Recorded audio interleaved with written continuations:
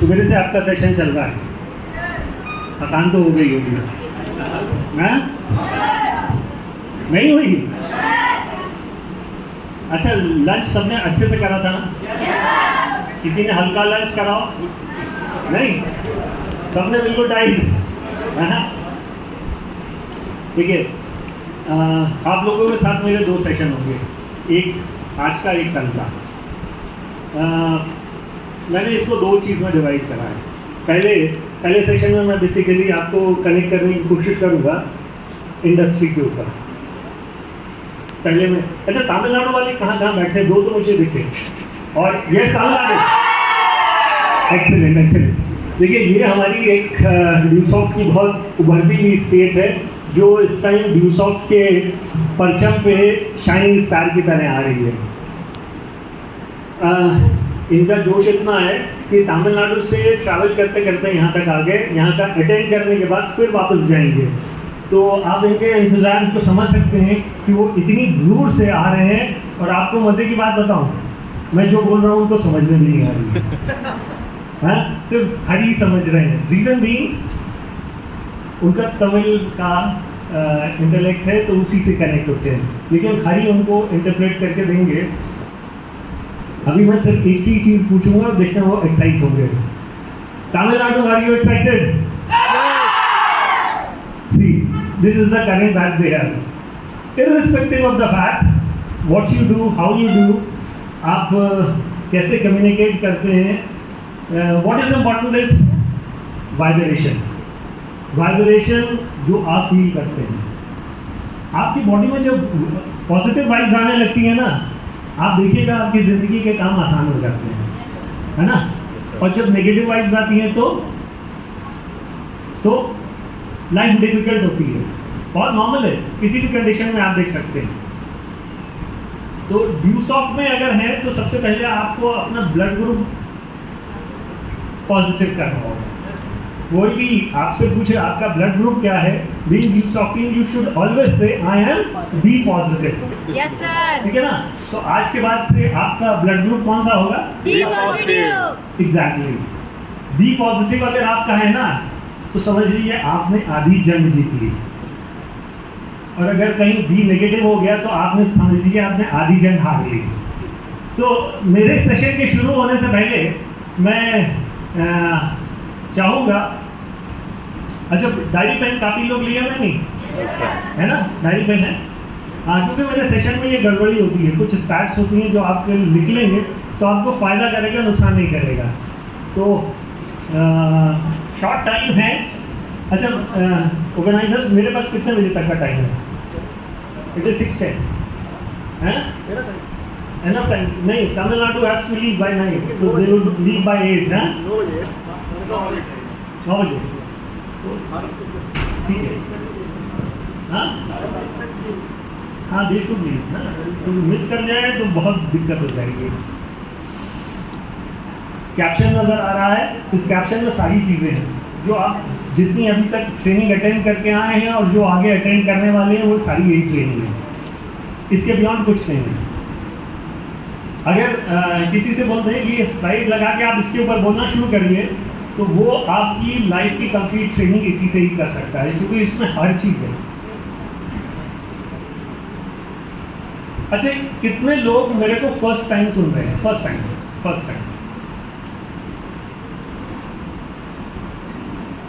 Okay. कितने लोगों ने मुझे एक बार पहले सुना है? एक बार, सिर्फ एक बार पहले। ओके, कितने लोगों ने मुझे 2 बार पहले सुना है? ओके, नहीं, it is just to understand कि मेरे नए ऑडियंस किधर बैठे हैं, जस्ट टू अंडरस्टैंड कि मैं उनके साथ कैसे कम्युनिकेट कर सकूँ। Yes sir. हम शुरुआत जो कर रहे हैं वो बेसिकली एक कैप्शन से कर रहे हैं आप लोग क्योंकि डायरेक्ट सेलिंग इंडस्ट्री में है, ड्यूसॉफ्ट में है, तो कुछ चीज़ें अंडरस्टैंड करने की कोशिश करिए। क्या चीज़ अंडरस्टैंड करेंगे कि ये जो डायरेक्ट सेलिंग है, ये आज मैं आपको दिखाऊंगा कि कितने समय पुराना है, कैसे इवॉल्व हुआ। और ये पहला जो कैप्शन है ये आपको दिखा रहा है कि वर्ल्ड वाइड संसार में ये कहाँ कहाँ है। अच्छा, इसमें परसेंटेजेस में आ रहा है। ये जगह पहचानते हैं आप लोग? ये नॉर्थ अमेरिका है और ये जो कंट्री दिख रही है ये अमेरिका है। तो अमेरिका में कितने परसेंट है? 27। अब परसेंटेज कैसे निकाला? अगर संसार में 100 है, संसार में 100 है तो 27% नॉर्थ अमेरिका से है। ये कॉन्टिनेंट कौन सा है? अफ्रीका। अफ्रीका में 6% है।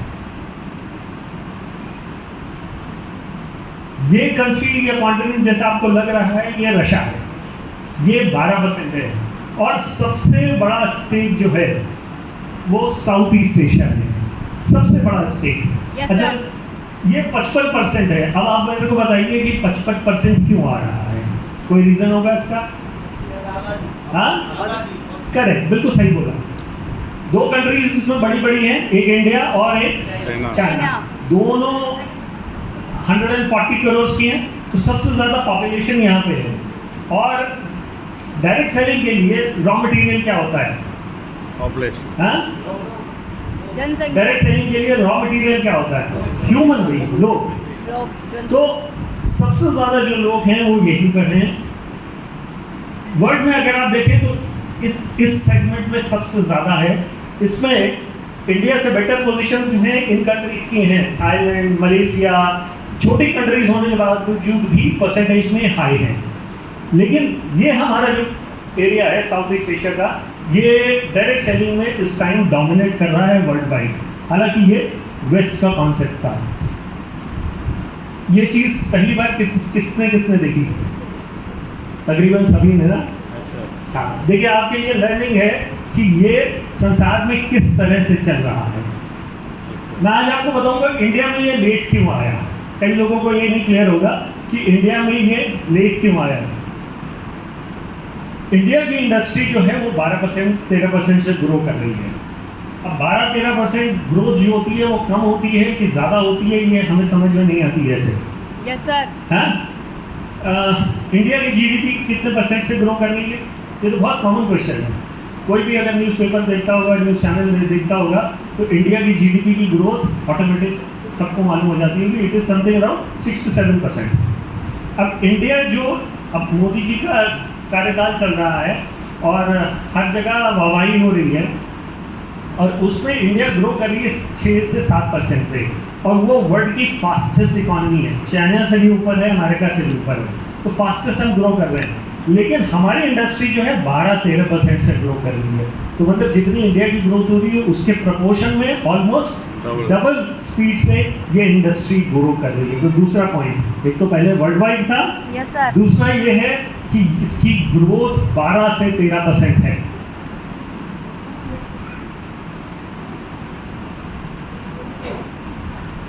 ये 2021 की डाटा है। ये 19,020 करोड़ की इंडस्ट्री थी। ये जो स्टैट्स आ रही है 19,020 करोड़ की, ये 2021-22 की है। अब तो हम 23-24 में आ चुके हैं।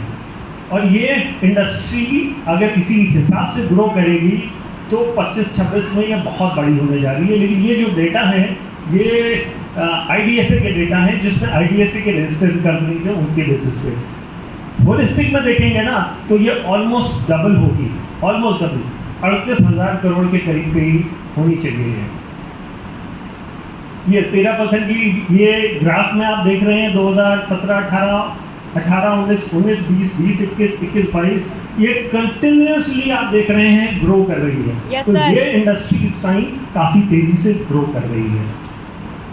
अब इंडिया में डायरेक्ट सेलिंग में कहाँ पे है?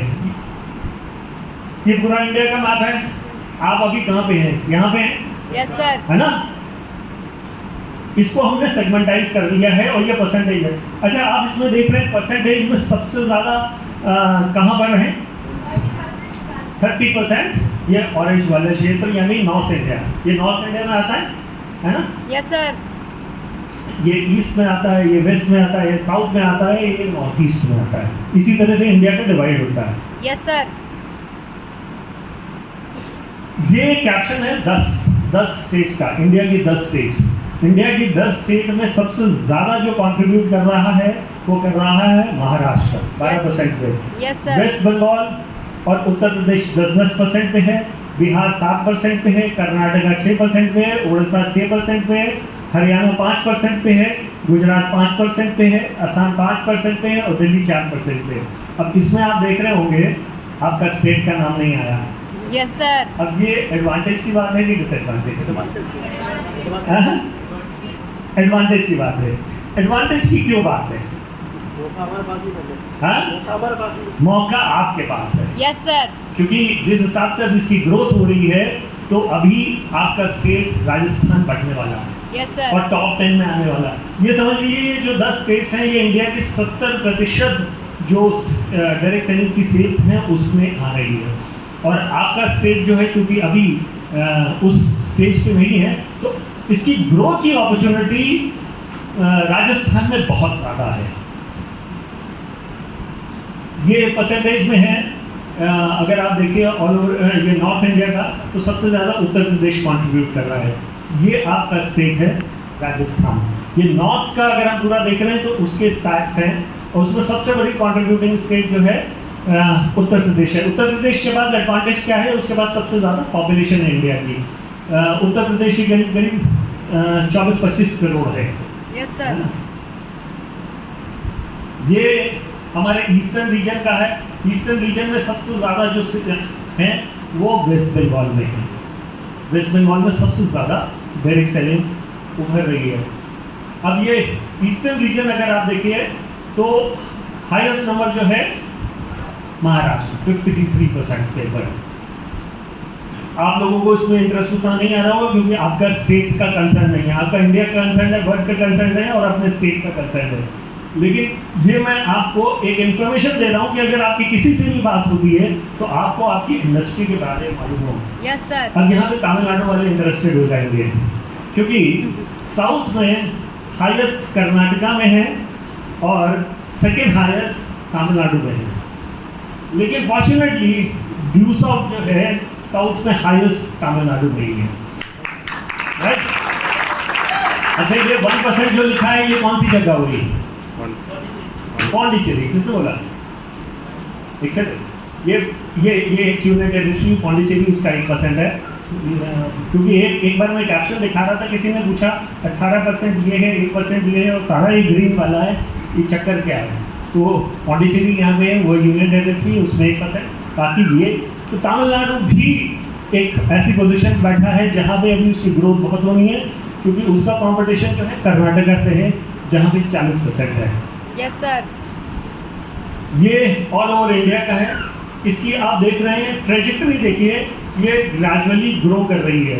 ये टाइम था पेंडेमिक का, यहाँ पे ग्रोथ आप देख रहे हैं बहुत तेज़ी से बढ़ी, लेकिन यहाँ पेंडेमिक था तो वहाँ उतनी स्पीड से नहीं बढ़ रही है और अब ये और तेज़ी से बढ़ रही है। तो इसका जो ग्रोथ कर्व है वो ऊपर की तरफ जा रहा है और किसी भी चीज़ का अगर ऊपर की तरफ जाता है तो वो सनराइज इंडस्ट्री होती है। वो मैं आगे आपको बताता हूँ। ये एज वाइज है। अब मेजॉरिटी देखिए एज इसी में कवर होती है, 26%, 28% एंड 25%। लेकिन हर सेगमेंट का व्यक्ति डायरेक्ट सेलिंग इंडस्ट्री में इस टाइम वर्क कर रहा है। ये है परसेंटेज वाइज। अगर आप देखें तो लोगों की क्वालिफिकेशन क्या है, ज़्यादातर जो है ग्रेजुएट्स में आ रहे हैं 47, 31 पोस्ट ग्रेजुएट। रिमेंबर मैं ये आपको IDSA के डाटा दिखा रहा हूँ। Yes sir. लेकिन ड्यूस ऑफ केस से थोड़ा सा डिफरेंट है, उसमें अप्रोच डिफरेंट है। लेकिन अगर आप डायरेक्ट सेलिंग इंडस्ट्री को आज की डेट में किसी से बात करते हैं तो उसमें ये आप बिल्कुल दिखा सकते हैं।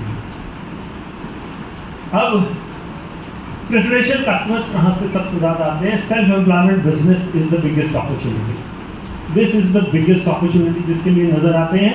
फिर home makers, house wife, private organisations, government sector से भी काफ़ी लोग ज्वाइन करते हैं। इस तरह से काफ़ी सारे सेगमेंट से हम वर्कआउट करते हैं। इसमें एक बहुत डिफरेंट डाटा आ रहा है जिसमें 2% स्टूडेंट आ रहा है, जबकि ड्यूसॉफ्ट का अगर आप देखेंगे तो परसेंटेज में स्टूडेंट ही सबसे ज़्यादा है। मैं तो कहूँगा स्टूडेंट वाइज, हाँ, अगर ड्यूसॉफ्ट का डाटा लिया होता तो हम लोग ऑलमोस्ट इस पोजीशन पे होते।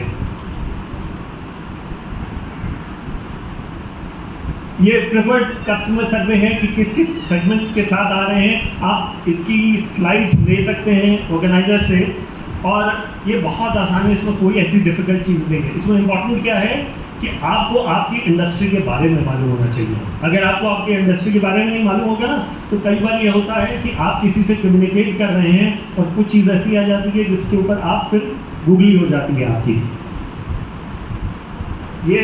ये वाला तो सबको समझ में आ गया होगा। इसमें खास चीज़ क्या है कि ये एक गवर्नमेंट की साइट है, consumerAffairs.nic.in। जितनी भी गवर्नमेंट की साइट्स होती हैं उसमें NIC, नेशनल इंफॉर्मेटिक्स सेंटर, वो बनाता है। तो NIC.in के ऊपर PDF पड़ा है जो गवर्नमेंट किस तरह से इसके ऊपर वर्कआउट कर रही है, क्या इसके पैरामीटर्स हैं। ये PDF के फॉर्मेट में है, ये PDF का एक्सटेंशन दिया है .pdf। कोई भी इससे जा कर के उसको डाउनलोड कर सकता है कि गवर्नमेंट उसके ऊपर क्या कर रही है। मैं उसके भी थोड़ा आपको कैप्शन दिखाता हूँ। Rajasthan was the first state in India to give its consent on direct selling. जो उसके रूल्स रेगुलेशन से रिलेटेड थी वो 5 अक्टूबर 2012 में आ गए थे। तो ये एक पायनियर था, लेकिन उसका रीज़न मैं बता देता हूँ कि एक कंपनी थी जिसके साथ काफ़ी चैलेंज आया था 2011 में। जो पुराने लीडर्स होंगे उनको याद होगा, 2011 में एक जयपुर से बेस्ड कंपनी थी, उसको बहुत चैलेंज आया था, उसने बहुत फाइट करी थी गवर्नमेंट के साथ। तो सबसे पहले यही हिंदुस्तान में लेकर के आए थे, इवन सेंट्रल गवर्नमेंट से पहले।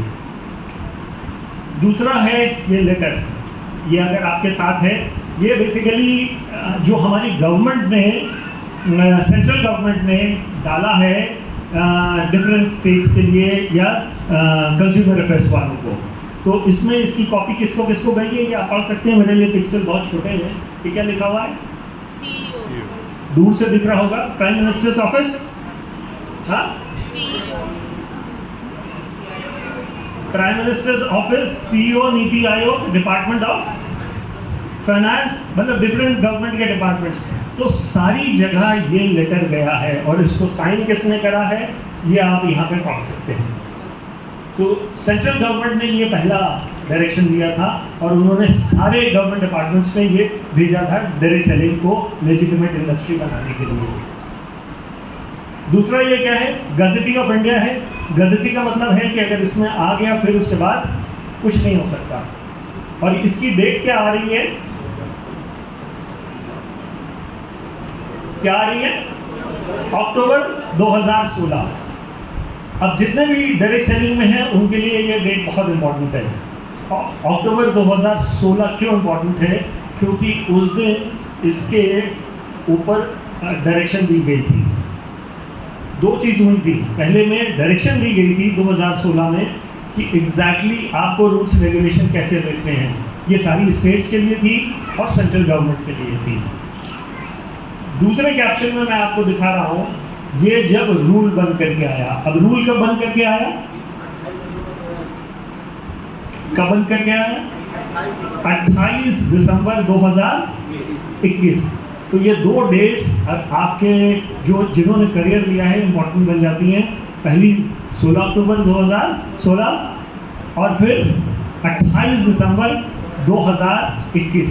ये दो इम्पोर्टेंट डेट्स बन जाती हैं, क्योंकि डायरेक्ट सेलिंग को लेजिटिमेट बिजनेस, लेजिटिमेट सिस्टम बनाने के लिए इन कागजों का बहुत बड़ा योगदान है, जो इसको एक इंडस्ट्री स्टेटस देते हैं।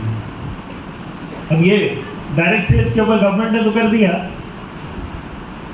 अब ये सही है या नहीं है ये हमें वर्कआउट करना है।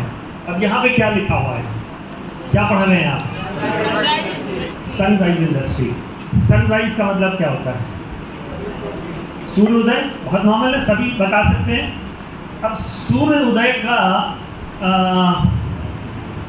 लाइफ में मतलब क्या होता है?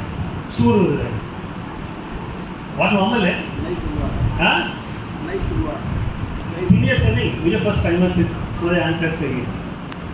What is sunrise? सनराइज का मतलब सूर्योदय। सूर्योदय। और सूर्योदय का मतलब शुरुआत, नई शुरुआत। मतलब रोज हमारे दिन शुरू होता है सूर्योदय से। सूर्योदय से लेकर के सनसेट तक चलता है। अब ये हमारे जीवन का है, लेकिन इंडस्ट्री के लिए भी है। जो भी इंडस्ट्री सनराइज इंडस्ट्री होती है, यानी कि उसकी ग्रोथ हो रही होती है। मैंने आपको दिखाया था ना कितने परसेंट ग्रोथ पे चल रहा है, कितने परसेंट ग्रोथ पे चल रही है इंडस्ट्री? 12 से 13। किसने बोला सबसे पहले? Excellent, you got it first time. तो 12 से 13% पे ये इंडस्ट्री ग्रो कर रही है। और ये इंडस्ट्री आज की हमारी सनराइज इंडस्ट्री, मतलब बहुत कम इंडस्ट्रीज हैं जो इतनी स्पीड से ग्रो कर रही हैं। और ये हम लोगों के लिए बहुत अच्छी चीज़ है, क्योंकि हम सही समय पे सही जगह पर रहें। Yes sir. अब इंडस्ट्री सही है, गवर्नमेंट ने इसको बिल्कुल अपनी तरफ से क्लियरेंस दी हुई है, रूल्स रेगुलेशन बनाए हैं। 2 चीज़ हमारे लिए ठीक है। Yes sir. और एक चीज़ है कि ये वेस्ट से आई हुई है। अब मैं आपको इसकी एक डेप्थ दिखाने जा रहा हूँ। ये शायद आप लोग पहली बार देख रहे होंगे। डेप्थ कैसे कि इस इंडस्ट्री की स्टार्टिंग जो है 1886 में हुई थी। अच्छा, कोई पैदा हुआ था यहाँ पे बैठा हुआ 1886 में? कोई नहीं बैठा है ना, हम में से कोई नहीं है 1886 का। इसकी 1886 में शुरुआत हुई थी वेस्ट में। उस टाइम इसमें डायरेक्ट सेलिंग होती थी। Direct selling in the sense कि बार्टर सिस्टम की तरह होता था कि एक चीज़ दी, एक चीज़ ली। ठीक है? Yes sir. अच्छा, 1886 में क्या हमारे पास इंटरनेट था? No sir. क्या हमारे पास कंप्यूटर था? No sir. तो आज की डेट में जो आप देख रहे हैं और जब ये शुरुआत हुई है, उन 2 सिनारियोज में बहुत डिफरेंस था। Yes sir. 1886 का है। 1886 के बाद ये चलते चलते आ गया 1930। अब 1930 क्यों इम्पोर्टेंट है आप लोगों को मालूम है नहीं मालूम है नहीं जानता। 1929 में एक ग्रेट डिप्रेशन आया था अमेरिका में, जब स्टॉक एक्सचेंजेस गिर गए थे। Yes sir. वो बहुत बड़ी घटना थी। स्टॉक एक्सचेंज क्रैश कर गए थे, बिजनेस क्रैश कर गए थे। तो 1930 से इसकी एक रूपरेखा थोड़ी सी चेंज हुई और ये पार्टी प्लान बना। पार्टी प्लान मतलब लेडीज़ जो है पार्टीज में जाती थी और उन पार्टीज में मिलते जुलते खाते पीते मस्ती करते थे और प्रोडक्ट भी सेल होता था। तो ये पार्टी प्लान बना था। अब ये आप लोगों के लिए कुछ नया है नहीं है? है? जितने नए हैं जितने पुराने हैं सबके लिए थोड़ा सा एक नई चीज़ है। मैं जब स्टडी कर रहा था, इसको समझने की कोशिश कर रहा था कि आप लोगों के लिए कुछ नया इस तरह का बनाऊं जिससे कि आपको भी मालूम हो कि इस इंडस्ट्री की कितनी गहराई है। Yes, तब मैंने इसकी जा करके रिसर्च करना शुरू करा और तब मुझे ये चीज़ें मिली। तो मतलब ये हड़प्पा मोहनजोदाड़ो की खुदाई से निकालने की चीज़ें ठीक है। अब यहाँ के लिए थोड़ा सा एफर्ट करना था, तो ये मैंने करने की कोशिश करी। फिर 1930s के बाद 1960s आता है। 1960s क्यों इम्पॉर्टेंट है? 1960s इसलिए इम्पॉर्टेंट है कि पहली इंटरनेट सेवा जो है 1959 में शुरू हुई थी।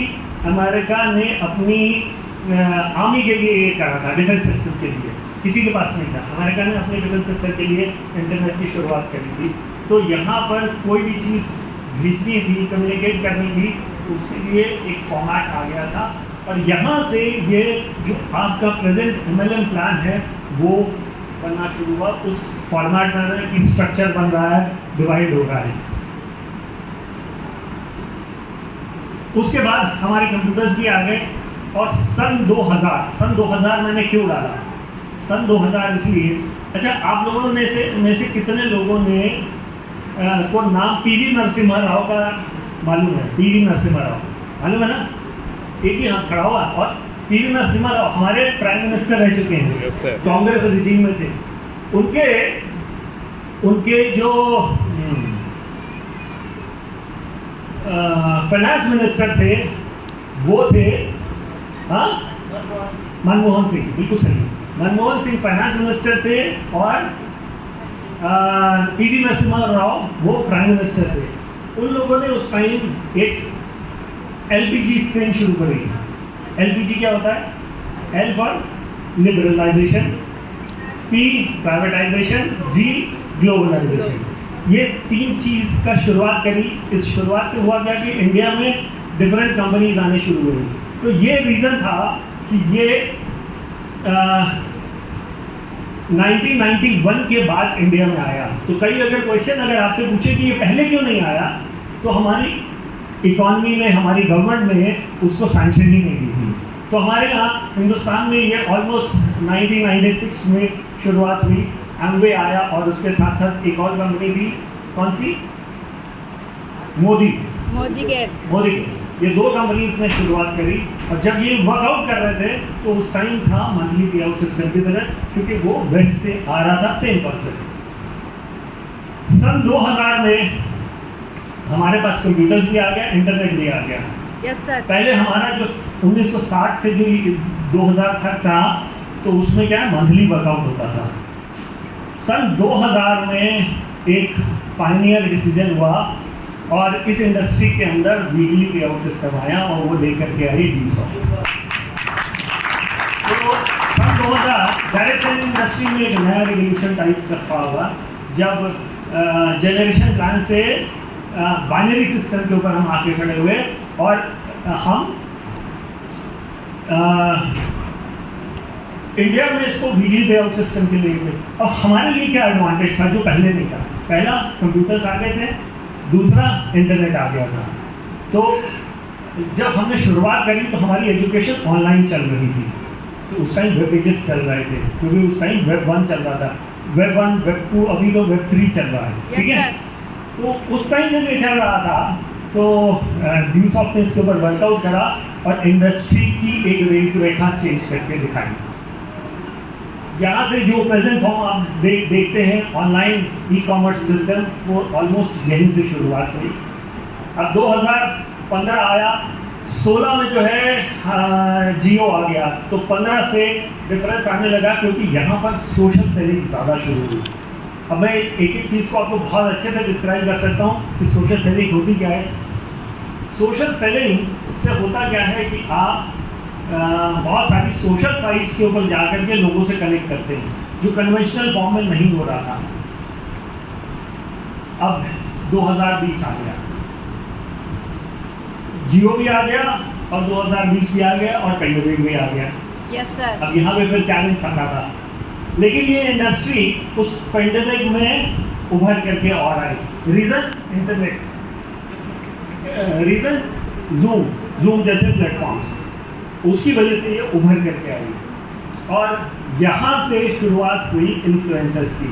आज की डेट में आप जो बड़े बड़े स्पीकर्स के नाम देखते हैं, या आज की डेट में जो अपने आप को एज अ प्रोडक्ट डेवलपर बताते हैं या आपके कॉन्सेप्ट डेवलपर बताते हैं, वो इन्फ्लुएंसर्स की तरह वर्कआउट करने लगे और यहाँ से डायरेक्ट सेलिंग में थोड़ा सा और चेंज आया। अब 2020 हो गया, अब 2024 आ गया।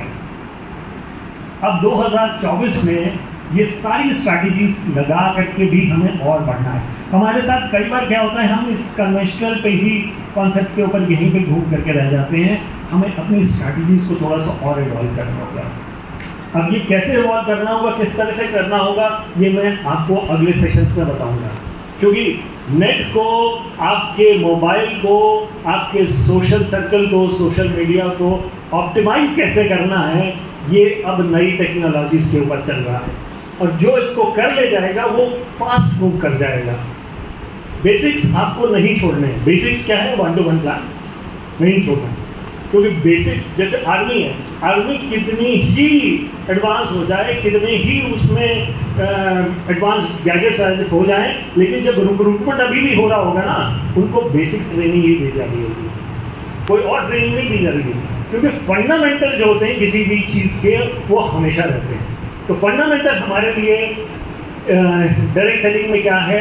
सबसे पहले first to basics. First to basics क्या क्या है? फर्स्ट टू बेसिक्स क्या है? 4 बेसिक्स आप करते हैं, संजय जी ने 5 बेसिक्स के ऊपर वर्कआउट करा था। फर्स्ट टू बेसिक्स क्या है?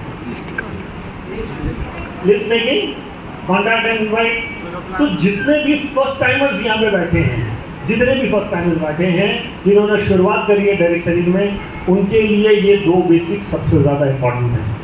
अगर ये आपके सही हो गए तो आप अगली स्टेज के ऊपर वर्कआउट कर सकते हैं, ठीक है। और अभी 2024 में ये आप लोग जब दिल्ली आएंगे या सीनियर लीडरशिप होगी तब मैं आपको बताऊंगा कि 2024 के कॉन्सेप्ट्स के ऊपर किस तरह से वर्कआउट करना है। अब ये कैप्शन में क्या लिखा हुआ है, डायरेक्ट सेलिंग कैसे इमर्जिंग बिजनेस है हमारी नई इकॉनमी में। हमारी नई इकॉनमी में डायरेक्ट सेलिंग क्यों इम्पोर्टेंट होता जा रहा है। इलेक्शन चल रहा है आजकल, मोदी जी को किस चीज़ पे घेरा जाता है? बेरोजगारी है ना, सबसे बड़ा मुद्दा है। ये मुद्दा क्यों है इतना बड़ा? ये क्यों मुद्दा इतना बड़ा है? इसका रीजन है कि लोग बहुत ज़्यादा हैं। जितने लोग हो रहे हैं उतनी जॉब अपॉर्चुनिटीज बनी नहीं रही हैं। इसीलिए आज की डेट में स्टार्टअप की बात ज़्यादा होती है। अगर आप मोदी जी की स्पीच सुनिए ना,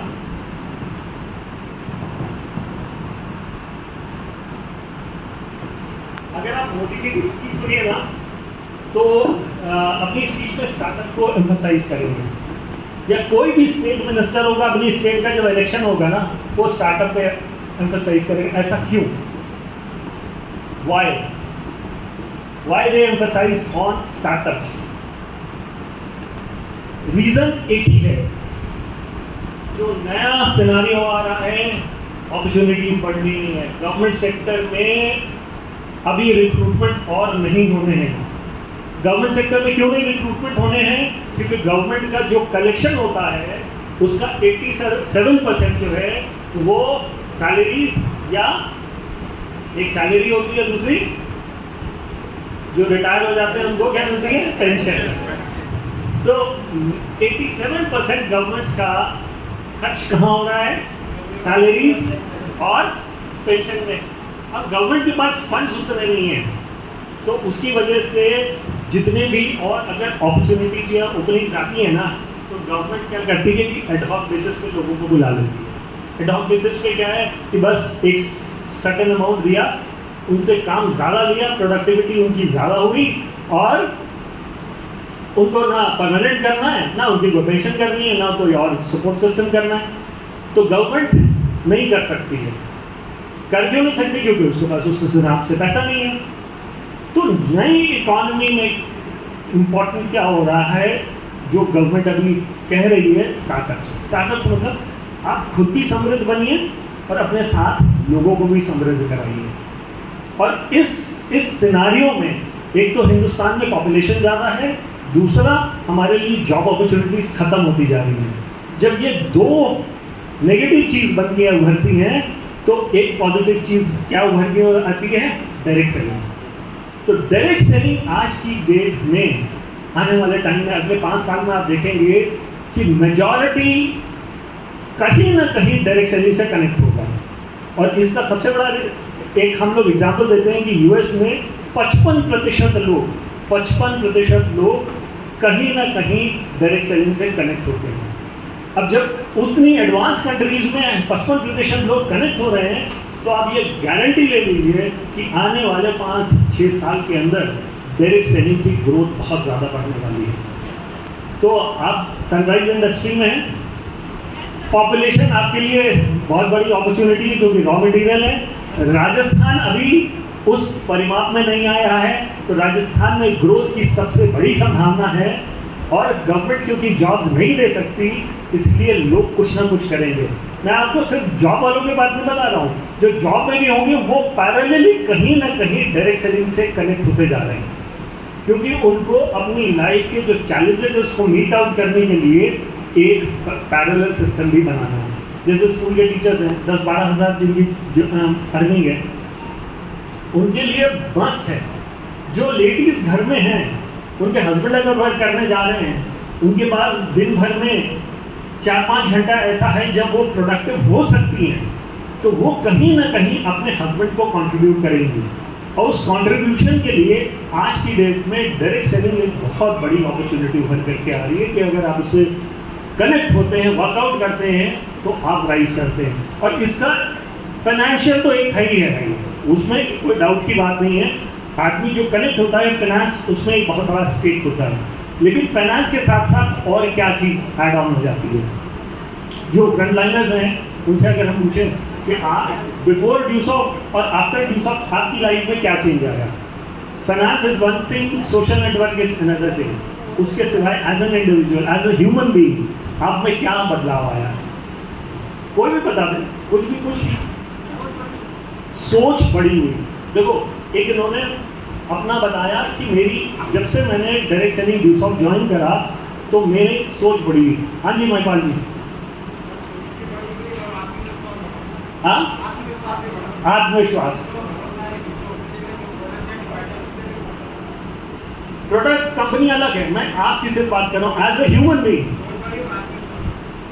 दो चीज निकल के आई। फाइनेंस मैं मान के चल रहा हूँ सबकी प्रायोरिटी है, लेकिन उसके बियॉन्ड क्या निकल करके आया? सोच। देखिए क्या है सोच को अंग्रेजी में क्या बोलते हैं? थॉट बोलते हैं। एक और वर्ड है माइंडसेट, होता है। अच्छा, जो सुसाइड लोग करते हैं वो पॉजिटिव माइंडसेट के होते हैं कि नेगेटिव माइंडसेट के? नेगेटिव के होते हैं। अब कहीं ना कहीं उनके ऊपर नेगेटिविटी इतनी ज़्यादा चल गई होती है कि वो सुसाइड कर लेते हैं। ड्यूसॉफ्ट में आने के बाद ना आदमी सुसाइड छोड़ देता है। ये बिल्कुल उसका मतलब एक वन केस हो जाता है कि ये चीज़ तो मेरा लाइफ से खत्म है। उसका पॉजिटिव माइंडसेट बनता है और दूसरा उसका कॉन्फिडेंस बनता है। जब आपके पास ये दो चीज़ आ गई ना, आप मेरे से लिख करके ले लो, जिसके पास ये दो चीज़ आ गई वो जिंदगी में हार नहीं सकता। वो या तो सीख सकता है या जीत सकता है। हाँ, वो कभी हार नहीं सकता। हारता कौन है? उसके एफर्ट्स। अगर एफर्ट नहीं कर रहा है तो हार हो सकती है, अगर एफर्ट कर रहा है पॉजिटिव माइंडसेट के साथ है तो कभी हार नहीं सकता। तो डायरेक्ट सेलिंग ड्यूसॉफ्ट एक आपकी लाइफ में ऐसी चेंज लेकर के आती है जो आप किसी स्कूल कॉलेज कहीं पर भी पढ़ करके आ जाइए, आपको वो चीज़ सीखने को नहीं मिलेगा। तीसरी चीज़ क्या हो जाती है कि यहाँ पे एनवायरनमेंट। अब जैसे आज सुबह से आप लोग आए हैं, बैठे हैं, हो सकता हो कई लोगों के लिए फर्स्ट टाइम ये ट्रेनिंग है। अच्छा, मेरे ख्याल से these two girls are from Tamil Nadu, है ना? गर्ल्स इन साड़ी, है ना? See, these two girls have come from Tamil Nadu, wearing an Indian attire. अब आप सोचिए, these two girls from Tamil Nadu. Thank you, sit down. See, these two girls have come from Tamil Nadu. अब just imagine, इन्होंने north India नहीं देखा होगा पहले, first time, right? इन्होंने हो सकता हो अपने जीवन में चित्तौड़गढ़ का भी नाम नहीं सुना, है ना? और राजस्थान कहाँ है अगर इनसे आप ऐसे पूछ लेते तो मैप में बता भी नहीं पाते। लेकिन ड्यूसॉफ्ट में आने के बाद इनका वो कॉन्फिडेंस बना है कि वो अपने मेंटर, अपने सीनियर के साथ तमिलनाडु से यहाँ तक ट्रैवल करके आए।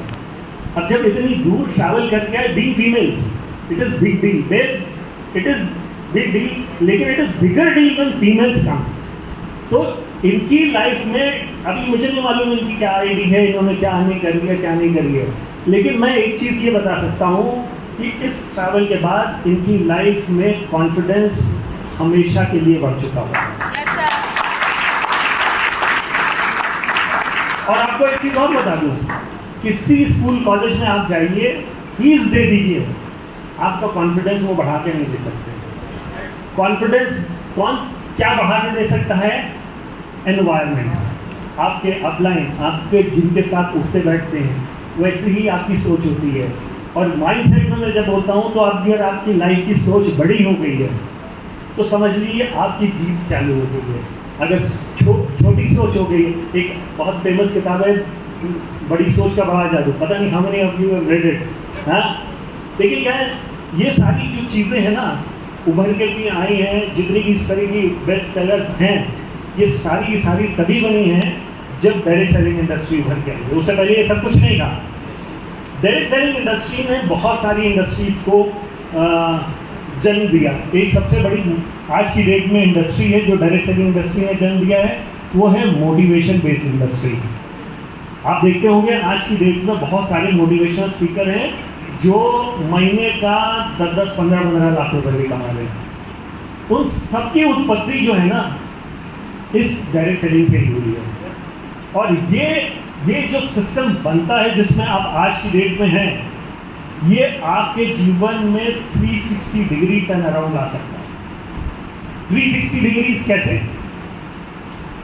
आप जिस वातावरण में पले बड़े हैं, जहाँ पे रहे हैं, उसको आप चेंज कर सकते हैं? नहीं चेंज कर सकते। आप जिस भी वातावरण में रहे उसको आप चेंज नहीं कर सकते। लेकिन जब आप उससे निकल के नए वातावरण में आते हैं तो आप ज़रूर चेंज हो सकते हैं। और ये चेंज जो होता है ये आपके लाइफ ग्राफ को ऊपर बढ़ाता है, क्योंकि आप जब मिलते हैं ना तो वहाँ पे पॉजिटिव लोगों से मिलते हैं, और पॉजिटिव को अट्रैक्ट करता है, नेगेटिव को अट्रैक्ट करता है। अच्छा, कितने लोग मैरिड हैं और उनके बच्चे? बहुत सिंपल है, ठीक है। कितने लोग मैरिड हैं और सबके बच्चे हैं? आपके बच्चे हैं, आप मेरे को एक चीज़ बताना, सच बताना, आप अपने बच्चों को किस तरह के बच्चों के साथ दोस्ती करना पसंद कराएंगे? बहुत सिंपल है। आप अपने बच्चों को किस तरह के बच्चों से दोस्ती करना पसंद कराएंगे? हाँ मैं बात जी, है ना? कोई भी अपने बच्चों को गलत सोबत वाले के साथ दोस्ती कराना पसंद करेगा? नहीं ना। ये एक चेंज आता है कि आप जब अपने एनवायरनमेंट में होते हैं वहां से आप निकल नहीं सकते आसानी से, लेकिन जब आप ब्यूसॉफ्ट में आते हैं आपको एक नया एनवायरनमेंट मिलता है, और जब आपको नया एनवायरनमेंट मिलता है वहाँ से आपकी सोच बदलती है और वहाँ से आपकी ग्रोथ शुरू होती है। तो ये जो आप देख रहे हैं ये बेसिकली हमारी नई इकॉनमी के लिए बहुत बड़ा ग्रोथ का इंजन बनने वाला है, जो हमारी जीडीपी में आने वाले टाइम में बहुत कंट्रीब्यूट करने वाला है। ये तो मैंने बेसिकली आपको बहुत बेसिक चीज़ बताई।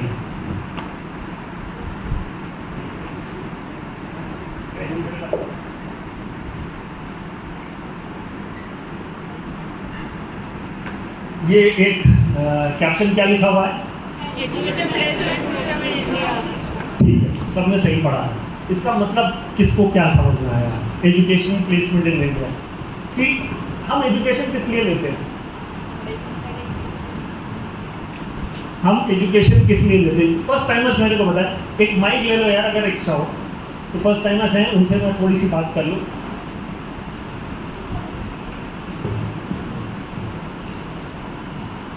एजुकेशन आपने किस लिए ली, या अगर आपके भाई बहन है या बच्चे हैं उन्होंने किस लिए ली?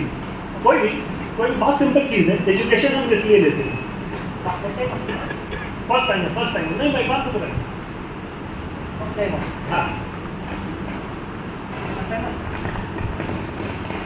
सेकंड किसी ने पूछो फर्स्ट टाइम। एक मेरे कौन आ रहा है आज से पहली बार नहीं खड़ा करना है हमें क्या पूछना है कि हम एजुकेशन किस लिए लेते हैं?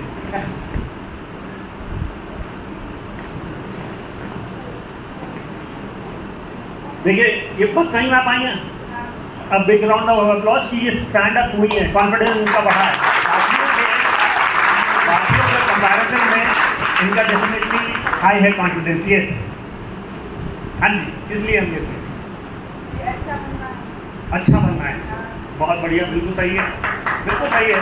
हमें अच्छा है, सबको भी बनाना है, हम भी बनेंगे, इसलिए हम एजुकेशन लेते हैं। बिल्कुल सही है। और कुछ नहीं, और भी चीज़ें होंगी जो आपके जहन में आ रही हो। आप लोग खुद भी पढ़े हो, बच्चों को भी पढ़ाया है, इसका कोई ना कोई तो रीज़न होगा, या बिगर रीज़न क्या आप पढ़ गए हैं? 5th 6th 7th 8th 9th 10th आपने क्यों करी? अच्छा, कितने लोगों ने 10th पास है? बहुत सिंपल क्वेश्चन है। अपने बारे में सब जानते हैं, जिन्होंने 10th पास करी हुई है, सबने 10th पास करी हुई है, हैं? अब इनसे पूछना इन्होंने 10th क्यों पास करी? 10th पास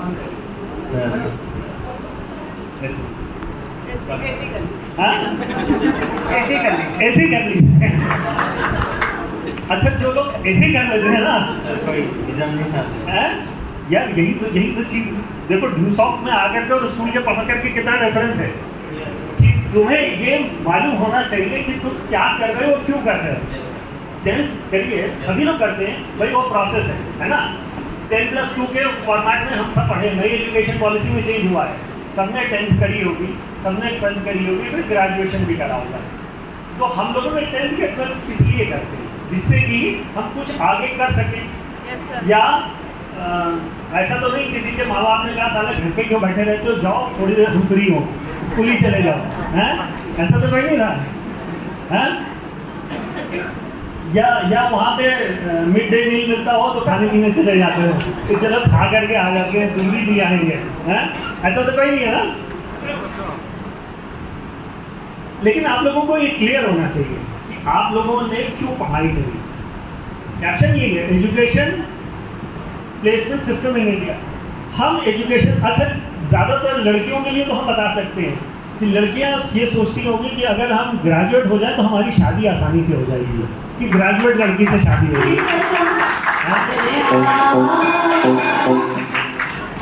नहीं, लड़कियों की माता जी सोचती हैं कि लड़की ग्रेजुएट हो जाए तो उसकी शादी आसान हो जाएगी और दहेज कम देना पड़ेगा। अगर लड़की ज़्यादा पढ़ी हुई है तो दहेज का लेवल थोड़ा सा नीचे आता जाएगा। हैं? कल ही आया। अच्छा, पढ़ती जाए। देखिए क्या है ना, लड़का हो या लड़की हो, हम बेसिकली पढ़ते इसलिए हैं, एक तो एनवायरमेंटल प्रेशर होता है कि गांव में अगर किसी ने नहीं पढ़ा तो उसकी बड़ी बेइज्जती होती है, माँ बाप की भी होती है। ये सोशल सर्कल की बात कर रहा हूँ। सोशली यही होता है कि अगर कोई बच्चा स्कूल नहीं जा रहा होगा तो उसकी माता जी को पड़ोसी इतने खोज देंगे कि वो बच्चे की पिटाई करना शुरू कर देगी कि जाओ, है ना। दूसरा ये है कि माँ का या पिता का ये माइंडसेट खुला हुआ है, पॉजिटिव माइंडसेट पे उनको इम्पोर्टेंस ऑफ एजुकेशन मालूम होगी। उनको मालूम होगी कि अगर बच्चा पढ़ा लिखा है तो लाइफ में कहीं ना कहीं स्टैंड आउट हो जाएगा, जो नहीं पढ़ा लिखा है उसके लिए चैलेंज हो जाता है। लेकिन अभी तो सिनेरियो इतना ख़राब हो गया है, जो पढ़ा लिखा भी है उसके लिए भी जॉब अपॉर्चुनिटीज़ नहीं है। सबसे बड़ा प्रॉब्लम ये हो रहा है। और इसका सबसे बड़ा, अभी मैंने 2-3 दिन पहले आप लोगों में भी पढ़ा होगा, IIT बॉम्बे के 38% लोगों को प्लेसमेंट नहीं मिला था। IIT बॉम्बे जैसे इंस्टीट्यूशन में अगर 38% लोगों को प्लेसमेंट नहीं मिला था तो यानी कि यहाँ पे जॉब अपॉर्चुनिटीज बहुत खराब हो गई। लेकिन ये खराब होने का ये मतलब नहीं है कि हम पढ़ाई नहीं करेंगे, सब पढ़ेंगे, पढ़ना चाहिए, लेकिन पढ़ाई जो आपकी लाइफ की इम्पोर्टेंट है, जो आपको ग्रो करेगी, वो आपको करेगी स्किल बेस्ड। अगर आपकी स्किल्स अच्छी होंगी लाइफ में तो आप कहीं ना कहीं सक्सेस हो पाएंगे। अच्छा, मैं पढ़े लिखों का एक आपको स्टैट्स दिखाता हूँ, हो सकता हो ये आप लोगों के लिए पहली बार हो। एक सेक्टर कहलाता है ऑर्गेनाइज सेक्टर। ऑर्गेनाइज सेक्टर से आप क्या समझते हैं? ऑर्गेनाइज सेक्टर से क्या समझते हैं? अच्छा, मीनिंग हम पूछ लेते हैं। आप लाइफ में ऑर्गेनाइज्ड है कि इनऑर्गेनाइज्ड है? हाँ, ऑर्गेनाइज है कि इनऑर्गेनाइज? ऑर्गेनाइज मतलब अगर आप अपने घर का, जैसे लेडीज़ के लिए है, किचन के अंदर है, चाकू अपनी जगह है, बर्तन अपनी जगह है, छलनी अपनी जगह है, आटा चावल अपनी जगह है, और वो अंधेरे में भी जाएं और हाथ डाले और आटा निकल आए। ऐसी काफ़ी लेडीज़ होती हैं जो अंधेरे में भी अपने जा करके चीज़ कर लेती हैं। सुई बटन कहाँ रखा हुआ है, मोमबत्ती कहाँ रखी हुई है, उनको अपने घर में सब चीज़ मालूम है क्योंकि वो ऑर्गेनाइज्ड हैं। अभी जब वो इनऑर्गेनाइज्ड होती हैं तो क्या होता है कि उनको पता ही नहीं चलता, है ना। कई लेडीज़ होती हैं जो बहुत इनऑर्गेनाइज्ड होती हैं, वो अपने घर की चीज़ के लिए बार बार पूछती रहती हैं, है ना। कई बार बच्चे ऐसे होते हैं, आएंगे स्कूल से इनऑर्गेनाइज्ड है, जूता इधर उतारा, मोजा इधर उतारा, शर्ट उधर उतारी, बैग इधर उतारा, और फिर अगले दिन जब तैयार हो रहे हैं स्कूल के लिए, लेट हो रहे हैं, माँ मेरा मोजा नहीं मिल रहा। नॉर्मल है, नॉर्मल है। मैं तो आपको कनेक्ट करने की कोशिश कर रहा हूँ, what is organize, what is unorganize, ठीक है। तो लाइफ में ऑर्गेनाइज होकर चलना अच्छा है कि इनऑर्गेनाइज होकर? बिल्कुल ठीक है, बिल्कुल ठीक है। यूज ऑफ ये आपको करा देगा। अब आप आ गए ठोक पीट के, आपके अपलाइन आपको करा ही देंगे और जीवन में ऑर्गेनाइज कर ही जाएंगे। लेकिन हम जो एजुकेशन लेते हैं और हमारा एजुकेशन लेने के बाद पैसा कमाने का समय शुरू होता है। भाई एजुकेशन तो बेसिकली इसीलिए लेते हैं ना कि फला एंट्री के लिए हमें ग्रेजुएशन चाहिए, फला के लिए हमें सिर्फ बीएससी चाहिए, फला के लिए हमें सिर्फ इंजीनियरिंग चाहिए, अलग अलग होता है। तो वो हम जो पढ़ाई करते हैं या अपने बच्चों को कराते हैं ना, वो बेसिकली इसके लिए कराते हैं। आप बहुत ध्यान से देखिएगा और ये स्टार्ट आपके लिए हमेशा के लिए होने वाले हैं। ये दो सेक्टर है। ऑर्गेनाइज सेक्टर में जितना भी पढ़ा लिखा है वो सिर्फ 6% जाता है, और बाकी जितने हिंदुस्तान के बच्चे वो बचते हैं, करीब 1.5 करोड़ हर साल ग्रेजुएट्स हिंदुस्तान में प्रोड्यूस होते हैं। 1.5 करोड़ में से सिर्फ 6% जो है ऑर्गेनाइज सेक्टर में जाते हैं, 94% को नहीं मामला बन पाता। अब ये 6% कहाँ चले जाते हैं? या तो पढ़ने के लिए फॉरेन कंट्री, या इंजीनियरिंग कर लिया तो विदेश, दुबई चले गए, कहीं भी चले गए। हालांकि यहाँ पे जाने वालों की भीड़ बहुत ज़्यादा हो गई है। अभी इंडिया में वर्ल्ड में सबसे ज़्यादा रेमिटेंसेज आ रहे थे। दूसरा प्रेफरेंस क्या होगी? आईएएस बन जाए, या राजस्थान पीसीएस में सेलेक्ट हो जाए, डीएसपी बन जाए, यही होगा। या कोई हम डॉक्टर इंजीनियर बन जाए, अपनी क्लिनिक दुकान खोल लें, आर्किटेक्ट बन जाए, या गवर्नमेंट सर्विस में आ जाए, क्लर्क बन जाए, यूडीसी बन जाए, एलडीसी बन जाए, स्कूल कॉलेज में टीचर हो जाए। इस तरह की चीज़ें होती हैं जो एक ऑर्गेनाइज सेक्टर में आ जाती हैं। यहाँ मात्र 6% लोग जा पाते हैं। दूसरे सेक्टर अनऑर्गेनाइज में सबसे ज़्यादा किस में आते हैं? एग्रीकल्चर या फार्मिंग में। अच्छा, आप लोगों को एक चीज़ और बता दूँ, यहाँ पे कितने लोग एग्रीकल्चर बैकग्राउंड से हैं, एग्रीकल्चर से कहीं ना कहीं कनेक्टेड हैं? गुड गुड, एग्रीकल्चर से कहीं ना कहीं कनेक्टेड है ना। हिंदुस्तान में एग्रीकल्चर या फार्मिंग जो है ना, मैक्सिमम एम्प्लॉयमेंट देने वाला सेक्टर है। 49% उसी से एम्प्लॉयमेंट हिंदुस्तान में जनरेट होता है। बाकी कुछ लोग कंस्ट्रक्शन के काम में करने लगते हैं, मेसन बन जाते हैं, गारा मिट्टी उठा करके पहुंचा देते हैं।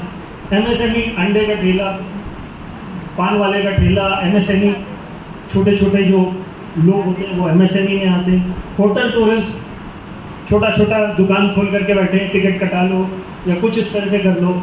डोमेस्टिक वर्कर्स जो दिल्ली में जाकर के जैसे झाड़ू सफाई, बर्तन मांजना, कपड़ा धो देना, इस तरह की डोमेस्टिक वर्कर्स हो जाते हैं। फिर आप लोगों के यहाँ प्लम्बर, कारपेंटर, इलेक्ट्रीशियन आकर के सब ठीक कर जाता होगा। तो ये जो सेक्टर है ये सबसे ज़्यादा लोगों का है, 94%। अब प्रॉब्लम क्या है कि यहाँ पर जो पढ़े लिखे हैं उनको जब यहाँ पे नहीं मिलती तो उनको कहीं ना कहीं यहाँ सेटल होना पड़ता है। अब ये हमारे इंडिया का सिनारियो है। अब मैं आपको इसको डायरेक्ट सेलिंग ड्यूसॉफ्ट में लेकर के आ रहा हूँ। अब डायरेक्ट सेलिंग ऑर्गेनाइज में कि अनऑर्गेनाइज में?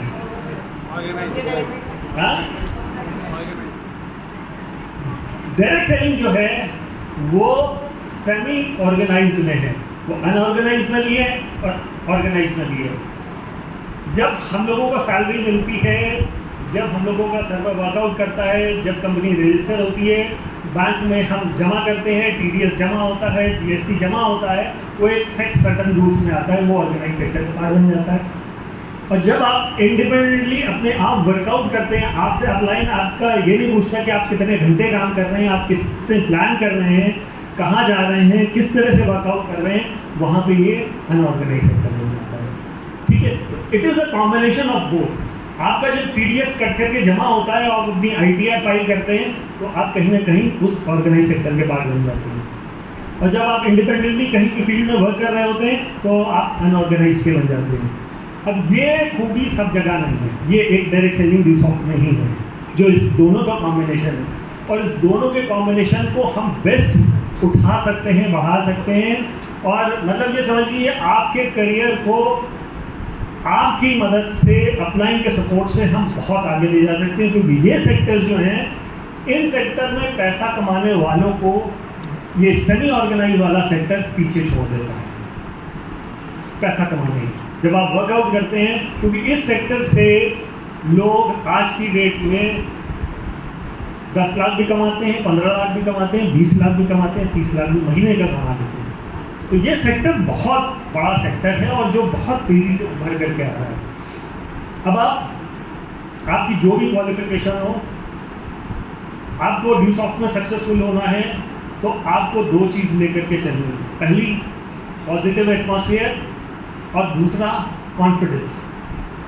ये जिस दिन आपने लूज़ करना शुरू करा, उस दिन आपका डिटोरेशन शुरू हो जाएगा।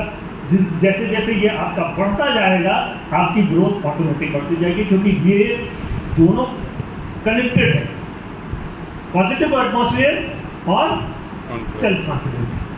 तो मेरी आप एक चीज़ बांध के रख लीजिए, जीवन में अगर आपको सक्सेसफुल होना है और मात नहीं खानी, कॉन्फिडेंस अपना लाइफ के लिए कभी लूज़ न करिए और अपनी लाइफ के लिए पॉजिटिव होना कभी लूज़ न करिए।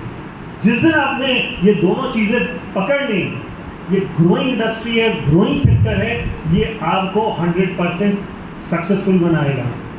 इसमें वर्क करके या तो आप जीतते हैं या सीखते हैं। जीत के भी सीखते हैं, और जब कभी धक्का लगता है तो उसमें हारते नहीं, आप नई चीज़ सीखते हैं और उस सीख से आप फिर आगे बढ़ते हैं। तो this is one of the best opportunities आज की डेट में जो इंडिया का सिनेरियो है, जिसमें आप अपनी लाइफ को बहुत अच्छा कर सकते हैं। अब मैं थोड़ा सा आपको दिखा देता हूँ स्टेजेस ऑफ कंपनी। जो पुराने हैं उन्होंने तो देखी है, लेकिन जो फर्स्ट टाइमर्स हैं उनके लिए इम्पॉर्टेंट है। कोई भी कंपनी इंडस्ट्री में आती है, 2 साल उसका सर्वाइवल स्टेज होता है। Yes, sir. 2 से 7 साल वाली फॉर्मुलेशन स्टेज की होती है, ये फॉर्म हो रही है। 7 से 15 साल वाली जो होती हैं एक्सप्लोजन स्टेज पे आती हैं। 16 से 20 वाली प्लैट्यू स्टेज पे आ जाती हैं, और 20 साल की जो होती हैं वो स्टेबल कंपनीज बन जाती हैं। तो फॉर्चुनेटली आपकी कंपनी ने 24 साल करीब पूरा कर लिए हैं, उन 25 साल में जाते हैं। तो it is a big proud moment for all Dusoftians, क्योंकि सन 2000 में जब शुरुआत हुई और इसको हम बाइनरी में वीकली पे आउट सिस्टम पे लेकर के आए, तो उस टाइम बहुत चैलेंजेस थे, और उन चैलेंजेस को हमने फेस आउट करा और सक्सेसफुली हमने 24 साल कंप्लीट करे, जो एक पहली हिंदुस्तान की बाइनरी की education based direct selling company होने वाली है, जो अपने अक्टूबर में 25 साल पूरे करने वाली है। अब ये 25 साल पूरे करने के एक वजह मैं आपको बता रहा हूँ। देखिए, कोई भी डायरेक्ट सेलिंग कंपनी होती है, उसमें 2 चीज़ इंपॉर्टेंट होती है। ये हम वाई एक्सेस ले लेते हैं, एक्स एक्सेस ले लेते हैं। 2 एक्सेस होते हैं ग्राफ में, जिसमें हम मैथ्स 10 तक पढ़ी है। 2 एक्सेस के ऊपर हम यहाँ पर 0 होता है, 0 से शुरुआत होती है और ये मैक्सिमम हो जाता है, इधर मैक्सिमम हो जाता है, राइट। ये बहुत नॉर्मल है। जिन्होंने मैथ्स नहीं पढ़ी है वो भी ध्यान से देखें, उनको भी सीखने को मिलेगा। इस एक्सेस पे हमने इनकम ले ली और इस एक्सेस पे हमने प्रोडक्ट ले लिया, क्योंकि डायरेक्ट सेलिंग में कंपनी 2 ही चीज़ पे चलती है, प्रोडक्ट और इनकम, राइट। यही बेसिक इंग्रेडिएंट्स होते हैं। जिन कंपनीज के लो इनकम और लो प्रोडक्ट होता है, लो इनकम लो प्रोडक्ट कैसे कि प्रोडक्ट प्राइस जो है 300-500 रिचार्ज वाली, 600-700 उस तरह की जो है वो लो प्रोडक्ट है। उसमें आपको इंसेंटिव कितना आता है? 100-150 रुपये। तो लो इनकम लो प्रोडक्ट, इस तरह की कंपनीज जो होती हैं वो फ्लॉप हो जाती है कहीं ना कहीं। दूसरा सेगमेंट में हम देखते हैं हाई प्रोडक्ट है, प्रोडक्ट की क्वालिटी बहुत हाई है, लेकिन इंसेंटिव नहीं बन रहा लोगों का। प्रोडक्ट की कॉस्ट जो है 20,000 है, इंसेंटिव जो है वो 500 रुपये का बन रहा है, क्योंकि प्रोडक्ट कॉस्ट बहुत हाई है, डिस्ट्रीब्यूशन हो नहीं सकता। तो high product with low income वो कंपनी स्ट्रगलिंग होती है, वो स्ट्रगल करती रहती है, चलती रहती हैं। प्रोडक्ट की क्वालिटी बहुत अच्छी है और डिस्ट्रीब्यूशन नहीं है क्योंकि इंसेंटिव नहीं जा पाता, तो जो अपना करियर लेकर के चल रहा है उसके लिए चैलेंज होता है। तो इस तरह की कंपनीज स्ट्रगलिंग कंपनीज होती हैं।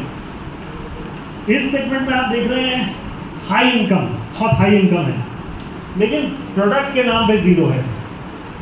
High income but product is zero.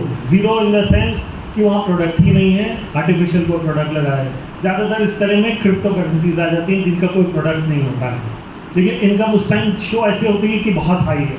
जो इस तरह की सेगमेंट में आने वाली कंपनीज होती हैं तो ज़्यादातर स्कैम्स होती हैं। आप लोगों में से काफ़ी लोगों ने फ्यूचर मेकर का नाम सुना होगा, स्पीक एशिया का नाम सुना होगा, राम सर्वे का नाम सुना होगा। तो वो सब इस तरह की थी जो इस तरह के सेगमेंट में आई, साल 2 साल वर्कआउट करा, जो ढंग की कंपनी थी उनको डिस्टर्ब करा और फिर वो खुद ही ख़त्म हो गई। तो स्कैम्स बन जाती हैं।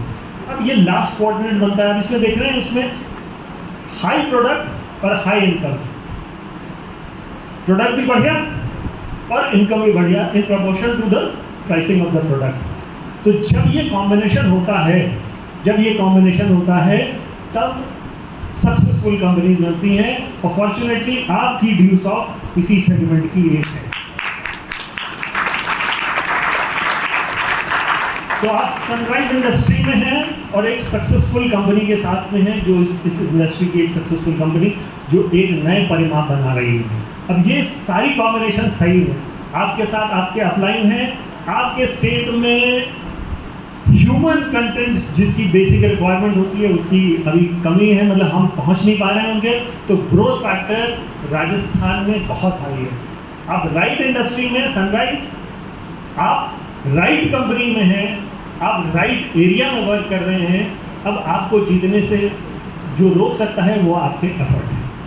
अगर आपके एफर्ट ऑनेस्ट हो, फोकस्ड हो और आपने अपना एक बात बना लिया हो कि I have to reach this position in my life, अगर आप उसको बना के चलेंगे तो प्रोपोर्शनेटली आपके रिजल्ट आ जाएंगे शुरू में।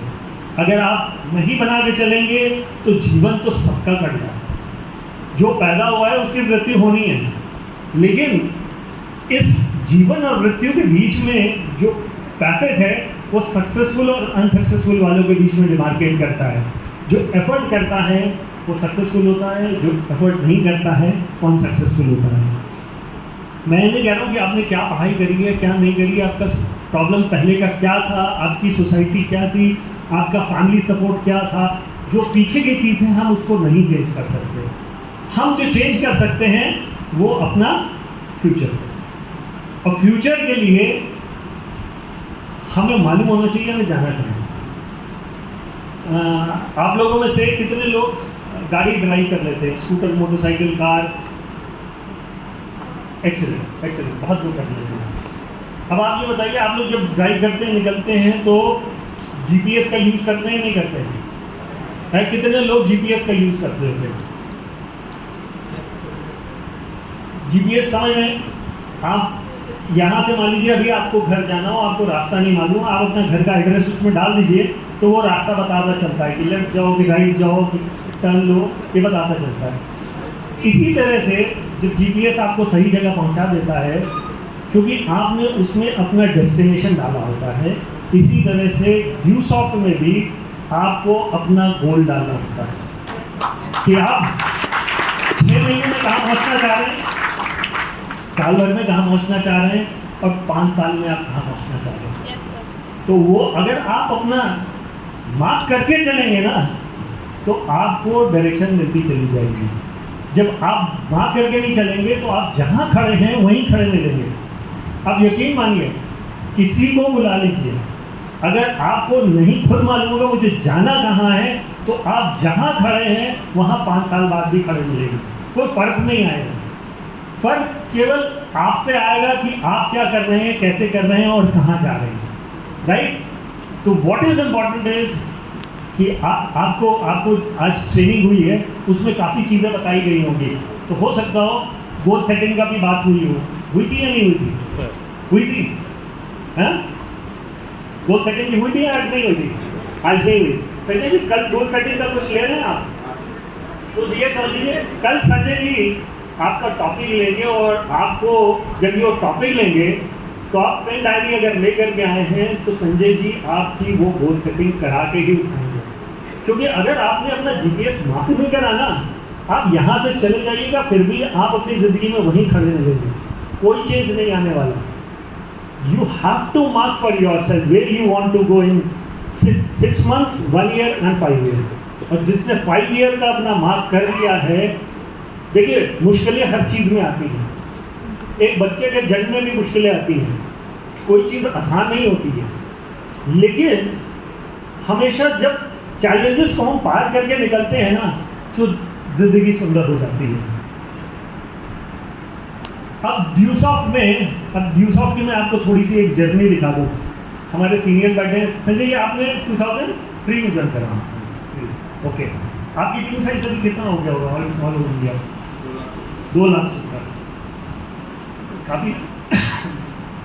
काफ़ी लोगों के लिए जो है ना इमेजिन करने के बियॉन्ड है 2 लाख की टीम, है ना। जब एक चेक नहीं बन रहा हो ना और कोई मजाक कर दे कि 2 लाख की मेरी टीम है, क्या नहीं बोलता है ना, होता है, नॉर्मल है, चेक करा सकते हैं। और लेकिन संजय जी 2003 से आज 21 साल हो चुके हैं, 21 साल से एक ही स्टेज पे वो वर्कआउट करते हुए पहुँचे, तब 2 लाख का होना है। तो वो जर्नी मैं आपको थोड़ी सी दिखाना चाह रहा हूँ, जो मैं बेसिकली प्रिपेयर कर रहा था अपनी ड्यूसॉफ्ट की 25वीं सालगिरह को दिखाने के लिए दिल्ली में। तो उसी का ये मैंने बनाया है और उसका थोड़ा सा आनंद लीजिए। ये क्या आया सन 2000 हम कहाँ पहुँचे? दिल्ली, है ना, दिल्ली में है। 2001 हम पहुँचे पंजाब और जम्मू कश्मीर। 2002 ड्यूसॉफ्ट पहुँचा बिहार। अब यहाँ हमारा देखिए, यहाँ से शुरुआत हुई और हमने अपना परचम लहराना शुरू कर दिया 2001, 2 स्टेट्स, 2002 ये स्टेट्स, 2003 में हम नेपाल में रजिस्टर हुए थे। 2003 में ये कौन सा स्टेट आ गया? ओडिशा। ये कौन सा? छत्तीसगढ़। अब क्योंकि यहाँ 2002 में पहुँच गए थे तो यहाँ से हमारे परचम फिर इधर मूव करने लगा, ठीक है। और यही इसी बिहार की वजह से हम नेपाल में निकले थे, तो सब चीज़ें इंटरकनेक्टेड है। 2003 के बाद हम आए 2004। 2004 में हमारे पास ये 2 नए स्टेट आए थे, हरियाणा और हिमाचल। वहाँ पे एक आपके हैप्पी जी हुआ करते थे, उनकी बीकर टीम डेवलप हुई थी और वहाँ से हमें रॉयल्टी होल्डर्स और जोड़े मिले थे। तो 2004 में ड्यूसॉफ्ट का परचम जो था वो इन 2 स्टेट्स पे पहुँचा था। अब यहाँ पे आप कहेंगे 2006 नहीं आया, मैं 6 भी आपको दिखाऊंगा। 5 से लेकर के 7 तक ये 3 स्टेट्स आ रही हैं। ये हमारा बेसिकली डोमिनेटेड स्टेट था, गुजरात, मध्य प्रदेश और आंध्र प्रदेश। यहाँ पर ड्यूसॉफ्ट का बहुत तगड़े से परचम लहराया था 2005 से 7 तक। और 2008 और 6 में हमारा असम कवर हुआ था। मैं क्योंकि वो लंबा ले रहा था और 3 स्टेट का ले रहा था तो मैंने 6 छोड़ा था। 6 में हमारा ये आया था क्योंकि 5 में वहाँ शुरुआत हो गई थी। और 8 में हमारा महाराष्ट्र आ गया था, राइट। अब हम देख रहे हैं कि 2008 तक कहाँ तक पहुँच चुके थे। अब देखते हैं 2009 इन्हीं सब स्टेट्स में वर्कआउट हुआ। 11 में हमारा कर्नाटका, तमिलनाडु और केरला शुरू हुआ। Rajendran Narikot from Kerala, Ravichandran and Punaiya was there from Tamil Nadu. तो हमने ये वर्कआउट यहाँ पे शुरू करना चालू करा डाउन साउथ। 12 में हमारा राजस्थान और अरुणाचल प्रदेश। 13 में हमारा लेह लद्दाख। और संजय जी की टीम से ये नीचे आ रहा है, आपको यहाँ दिख नहीं रहा, 2013 अंडमान निकोबार शुरू हो गया था। तो ग्रेजुअली आप देख रहे हैं कि हम कैसे कैसे वर्कआउट करते जा रहे हैं। 2014 जो था वो राजेंद्र नारीकोट के नीचे से ये मणिपुर शुरू हुआ था। और 2014 तक आप समझ लीजिए हमने हिंदुस्तान में 28 स्टेट हैं और 8 यूनियन टेरिटरीज हैं। तो हमने almost all over India cover कर दिया था। और हम इतने एक्सपेंशन पे ऑल ओवर इंडिया अपना परचम लहराने वाले पहली कंपनी बनी थी। अब हमने हिंदुस्तान में पूरी जगह तो अपना कर लिया। अब इसके बियॉन्ड तो लक्षद्वीप बचा है। लक्षद्वीप में मुझे नहीं लगता कि ऐसा कोई, वैसे वर्ल्ड वाइड अगर देखें तो हमने वर्ल्ड वाइड की करीब 33 कंट्रीज़ में ड्यूसॉफ्ट की जॉइनिंग साइन थी। लेकिन 2007 में हमने कनाडा में वर्क करा था, 3 में हमने नेपाल में वर्क करा था, और 2000 से तो इंडिया में कर ही रहे हैं। तो मल्टीनेशनल भी है और ऑल ओवर इंडिया ड्यूसॉफ्ट की प्रेजेंस भी है। और 25 साल अब होने वाले हैं जब हम ये अपने जीत का पटाखा लहरा रहे हैं। फेजेस ऑफ एजुकेशन जो हमारा प्रोडक्ट है, मैंने अभी आपसे पूछा था ना एजुकेशन किस लिए ज़रूरी है। एक तो मैंने आपको बताया था कि 6% जो है एजुकेशन वाले लोग क्या होते हैं, ऑर्गेनाइज सेक्टर में लग जाते हैं। कौन कौन से सेक्टर्स में लगते हैं ऑर्गेनाइज में? क्या क्या था? फॉरेन निकल जाते हैं, IAS करेक्ट, डॉक्टर, इंजीनियर, हाँ, और आर्किटेक्ट बन जाते हैं, करेक्ट। ये वाले हमारे ऑर्गेनाइज सेक्टर के थे। और अनऑर्गेनाइज में जो बचते हैं वो सारे हो जाते हैं। और ड्यूसॉफ्ट किस में है? सेमी ऑर्गेनाइज में है, जो ऑर्गेनाइज में भी है और अनऑर्गेनाइज में भी है। अब फेजेस ऑफ एजुकेशन देखें। एजुकेशन एक ऐसा वर्ड है जो मतलब ऋग्वेद से लेकर के आज तक के आर्टिफिशियल इंटेलिजेंस तक सारा एजुकेशन है, ठीक है। हम इसको ऋषि मुनियों के यहाँ भी पढ़ते थे, स्कूलों में पढ़ते थे, और आज की डेट में डिजिटली भी पढ़ रहे हैं। एजुकेशन बेसिकली 3 सेगमेंट्स में डिवाइडेड है। ये जब आप अपने प्रोडक्ट की बात करते हैं तो आपके लिए अंडरस्टैंड करना ज़रूरी है कि आपका प्रोडक्ट क्या है और कैसे ये वर्कआउट होता है। एजुकेशन में पहला आता है करिकुलम। करिकुलम का मतलब क्या होता है? अंग्रेजी का शब्द है करिकुलम। करिकुलम का मतलब क्या होता है?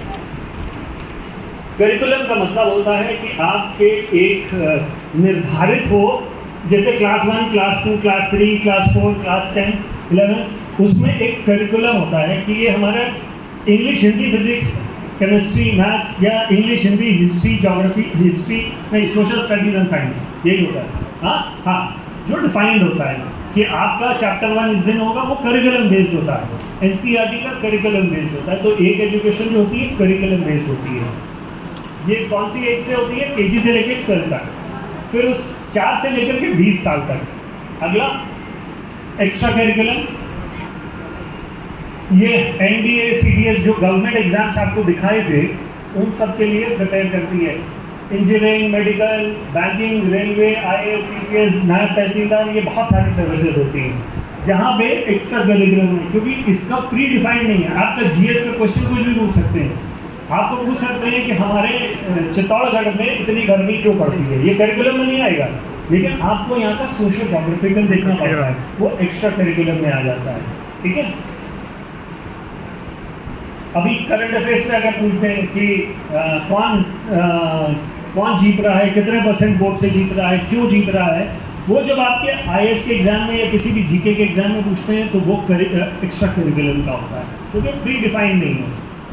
और नॉर्मली वो 15 से 25 साल के बीच के बच्चों के लिए होता है। और तीसरा जो होता है वो स्किल बेस्ड होता है। स्किल जो है वो हमारे लिए कोई डिफाइंड नहीं है कि किस एज के लिए है। करिकुलम, एक्स्ट्रा करिकुलम हमारा 15, मतलब आप समझिए 4 साल से 25 साल तक की हमारी ये एजुकेशन होगी। उस एजुकेशन के बियॉन्ड जो ये स्किल वाला पार्ट आता है, इसकी 2 सेगमेंट में डिवाइड होता है, एक हार्ड स्किल, एक सॉफ्ट स्किल। हार्ड स्किल क्या होता है? हार्ड स्किल क्या होता है?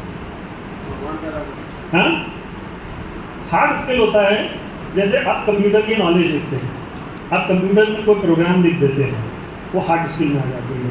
आप किसी मशीन को ठीक कर देते हैं, वो हार्ड स्किल में आ जाती है। सॉफ्ट स्किल क्या होती है? जब आप किसी से मिलते हैं और उसके दिमाग को ठीक कर देते हैं, तो वो सॉफ्ट स्किल में आ जाती है। जैसे अभी मैं क्या काम कर रहा हूँ, मैं भी स्किल बेस्ड कर रहा हूँ, मैं सॉफ्ट स्किल के ऊपर वर्कआउट कर रहा हूँ, है ना, हार्ड स्किल पे नहीं कर रहा हूँ। तो हार्ड स्किल जब है, जब आप मेरे को बोलते हैं मेरा पेमेंट नहीं आया, और मैं उसको बैठ करके सिस्टम पे देख करके आपका चीज़ से चेक करके बताऊँ कि क्या प्रॉब्लम है, तो वो हार्ड स्किल में आ जाती है। अभी जो कम्युनिकेट कर रहा हूँ, आप अंडरस्टैंड कर रहे हैं, तो सॉफ्ट स्किल में आती है। तो लाइफ में ये हार्ड स्किल और सॉफ्ट स्किल दोनों ज़रूरी होती है, और ये टोटल जो होती है ये स्किल में आती है। तो 3 सेगमेंट में डिवाइड है, curriculum, extra curriculum and skill. अब इस यहाँ से यहाँ तक की एज हमें पता चल गई, 4 से लेकर के 25 साल तक। 4 से 25 साल में ये यूज होती है। अब आफ्टर दैट व्हाट? आदमी जीना तो नहीं छोड़ देता ना, जीता ही है, और लाइफ के किसी भी सेगमेंट में पहुंच करके सक्सेसफुल होता है। अब उस सक्सेस के लिए हमें स्किल चाहिए होती है, और स्किल की 0 एज से लेकर के टिल मरना, जब तक आप खलास नहीं होते हैं तब तक आपको स्किल की ज़रूरत होती है। अब ऑर्गेनाइजेशंस में हार्ड स्किल, अब ये स्किल वाला ही ले लीजिए तो मैं 1 घंटा बोल सकता हूँ और इसको डिफाइन कर सकता हूँ, लेकिन मैं बेसिक आपको क्लियर आज कर देता हूँ। हार्ड स्किल और सॉफ्ट स्किल जो है ना, लाइफ में हार्ड स्किल 40% चाहिए होती है, सॉफ्ट स्किल 60% चाहिए होती है। और जैसे जैसे हमारी लाइफ बढ़ती जाती है वैसे वैसे हार्ड स्किल जो है कम होती जाती है और सॉफ्ट स्किल बढ़ती जाती है। इसका आप लोग जो फीमेल्स यहाँ बैठी हैं उनके लिए एक एग्जाम्पल है। जब एक लड़की की शादी होती है, किसी भी लड़की की शादी हुई, वो अपने ससुराल जाती है, ससुराल वालों से मिलती है, तो वहाँ पे उसको हार्ड स्किल की ज़्यादा ज़रूरत है कि सॉफ्ट स्किल की? क्यों? बेलन की ज़रूरत नहीं है, खाना बनाना होता है भाई, वो हार्ड स्किल में आ रहा है।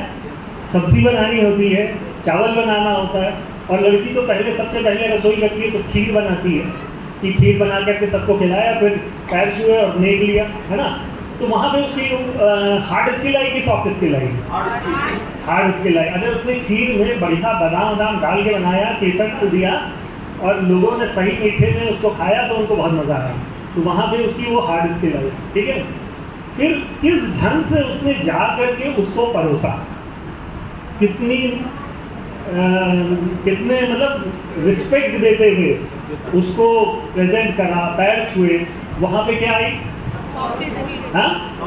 Soft skill. और जब पैसे मिले उसको बहुत सॉफ्टली लेकर के रख दिया, वो भी सॉफ्ट स्किल है। अच्छा, अब आप मुझे बताइए, ये तो हम एक एग्जाम्पल ले रहे हैं लड़की की शादी का। लाइफ में जो लड़कियां बैठी हैं वही बता दें कि उसके लिए हार्ड स्किल ज़्यादा इंपॉर्टेंट है कि सॉफ्ट स्किल? सॉफ्ट स्किल ज़्यादा इंपॉर्टेंट है। अब अगर उसकी नंद इसमें आए, नंद ने कहा ये ज़्यादा सयानी बन गई है, खीर बना रही है, उसने चीनी की जगह नमक वाला डब्बा वहाँ चीनी वाले डब्बे में रख दिया, और उसने अनफॉर्चुनेटली उसमें नमक डाल दिया, और उसको पता नहीं, फर्स्ट टाइम रसोई कर रही है, बना दिया और बढ़िया से उसने ले जाके खिलाया, और चांस की बात है उसने पहली कटोरी अपने हस्बैंड को दे दी, ठीक है, चांस की बात है उसने पहली कटोरी अपने हस्बैंड को दे दी। अब उसके हस्बैंड ने वो कटोरी ले ली, खाया, और खाने के बाद अगर उसने बोला बहुत बढ़िया बना है और ये सारा का सारा मैं ही खाऊंगा और घर में कोई नहीं खाएगा, तो वहाँ पे उसकी हार्ड स्किल है कि सॉफ्ट स्किल है? अब उसकी सॉफ्ट स्किल कैसे आई? In spite of the fact कि उसको मालूम है कि गड़बड़ है और अपनी वाइफ की कहीं फैमिली में बेइज्जती ना हो जाए, तो उसने खा करके ये नहीं कहा कि ये खराब बनी है, उसने उसको कवर अप करने के लिए बोला कि ये सारा का सारा मैं खाऊंगा, कि जिससे कि और कोई ना खाए, कि मेरी वाइफ की बेइज्जती हो। तो जब वो अपनी वाइफ को इस तरह से प्रोटेक्ट कर रहा है, कवर कर रहा है, तो वहाँ पर उसकी वो सॉफ्ट स्किल, उसमें हार्ड स्किल कुछ नहीं है। हार्ड स्किल तो तब थी जब एक लगा रहता, तो हार्ड स्किल आ जाती, लेकिन उसने अपनी वाइफ को प्रोटेक्ट करते हुए घर के सामने कोई नेगेटिव ना हो, नई उसकी रसोई है, वहाँ पे वो गड़बड़ जो थी वो उसकी किसी और ने करी थी। तो लाइफ में आप ये समझ लीजिए, ये लाइफ में समझ लीजिए, स्किल्स आर मोस्ट इम्पॉर्टेंट, और उसमें सॉफ्ट स्किल हार्ड स्किल के ऊपर होती है, और जैसे जैसे आपकी उम्र बढ़ती जाएगी आपकी हार्ड स्किल से आपकी सॉफ्ट स्किल की वैल्यू बढ़ती जाएगी। जहाँ आप 25 के होंगे वहाँ पे आपको ये चाहिए होगा, जहाँ आप 45 के होंगे वहाँ 30 और 70 चाहिए होगा, और जहाँ आप 55-60 के हो रहे होंगे वहाँ 20% आपको हार्ड स्किल चाहिए होगी और 80% सॉफ्ट स्किल।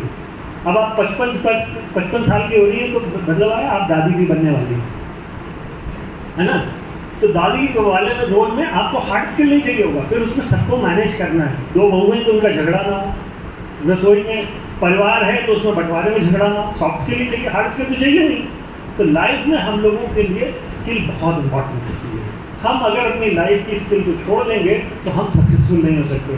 तो ड्यूसॉफ्ट आपको ये तीनों चीज़ देता है। ये कैसे देता है वो मैं आपको बताता हूँ। ई लर्निंग का हमारा पैकेट है जो ऑनलाइन आप देखते हैं, ई लर्निंग का, ई टेस्ट का देखते हैं और हमारा किट देखते हैं। ई लर्न वाला जो है वो हमारा करिकुलम में आता है, ई टेस्ट वाला एक्स्ट्रा करिकुलम में आता है क्योंकि वो गवर्नमेंट एग्जाम्स की प्रिपरेशन कराता है, एमसीक्यूज दिए हुए हैं उसके ऊपर प्रिपेयर कराता है। और जो आपको किट मिलता है वो किट बेसिकली आपका स्किल बेस्ड होता है, जो आपका communication skills, personality development, computer skills, इसको डेवलप करने में वर्कआउट करता है।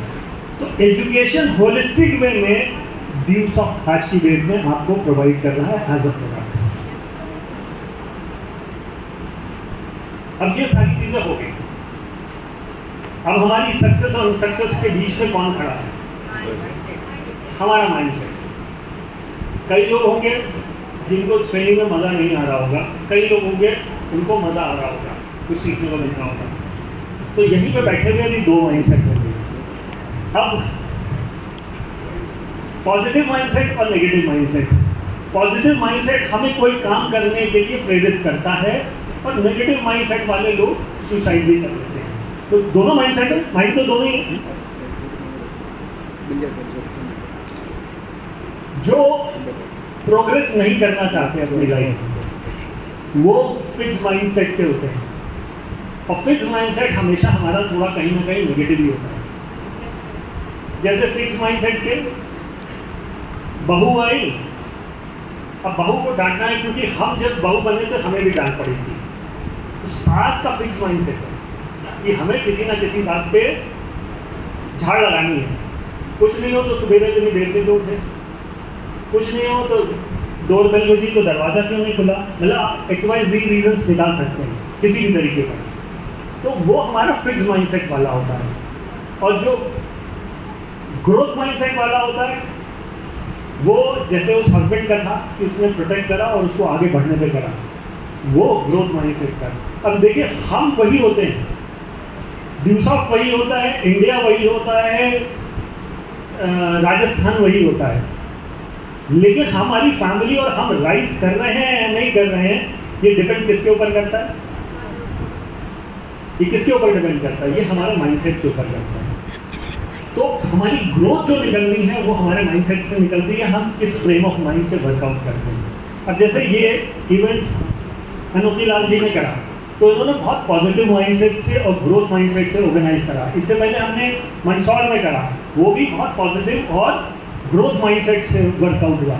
अब हम अपनी तरफ से ग्रोथ माइंडसेट के साथ हमेशा आपसे मिलते हैं, आपको बताते हैं, आपकी ग्रोथ के लिए वर्कआउट करते हैं। आप उसको रिसीव कैसे करते हैं और उसको इम्प्लीमेंट कैसे करते हैं ये आपके माइंडसेट के ऊपर होता है। और जब आप पॉजिटिव माइंडसेट वालों के साथ बैठेंगे, मिलेंगे, बट ऑब्वियस है आपकी पॉजिटिविटी बढ़ेगी। जब आप फिक्स माइंडसेट वालों के साथ बैठेंगे, उठेंगे, तो आपकी ऑटोमेटिकली वो गरारी फंसी हुई होगी। आप जी रहे होंगे और उड़ रहे होंगे कि यार कुछ नहीं हो रहा। आप सर्कमस्टांसेस को, सिचुएशन को, कुछ नहीं हो तो मोदी जी को, नहीं ज़्यादा गुस्सा आई तो अमेरिका के प्रेसिडेंट को गाली दे सकते हैं, देने में कोई बुराई नहीं है। और ज़्यादा हो तो भगवान को दे देना कि मेरे को क्यों पैदा करा। तो ये फिक्स माइंडसेट वाली चीज़ होती है। हम वही होते हैं, सिचुएशन वही होती है। हमारी ग्रोथ और हमारा ठहराव हमारे माइंडसेट के ऊपर होता है। जो फिक्स माइंडसेट के हैं वो दूसरी तरह से एक चीज़ को देखेंगे, और जो ग्रोथ माइंडसेट्स के हैं वो उसी चीज़ को दूसरी तरीके से देखेंगे। अब संजय जी की ट्रेनिंग हुई, आज हुई, कल हुई।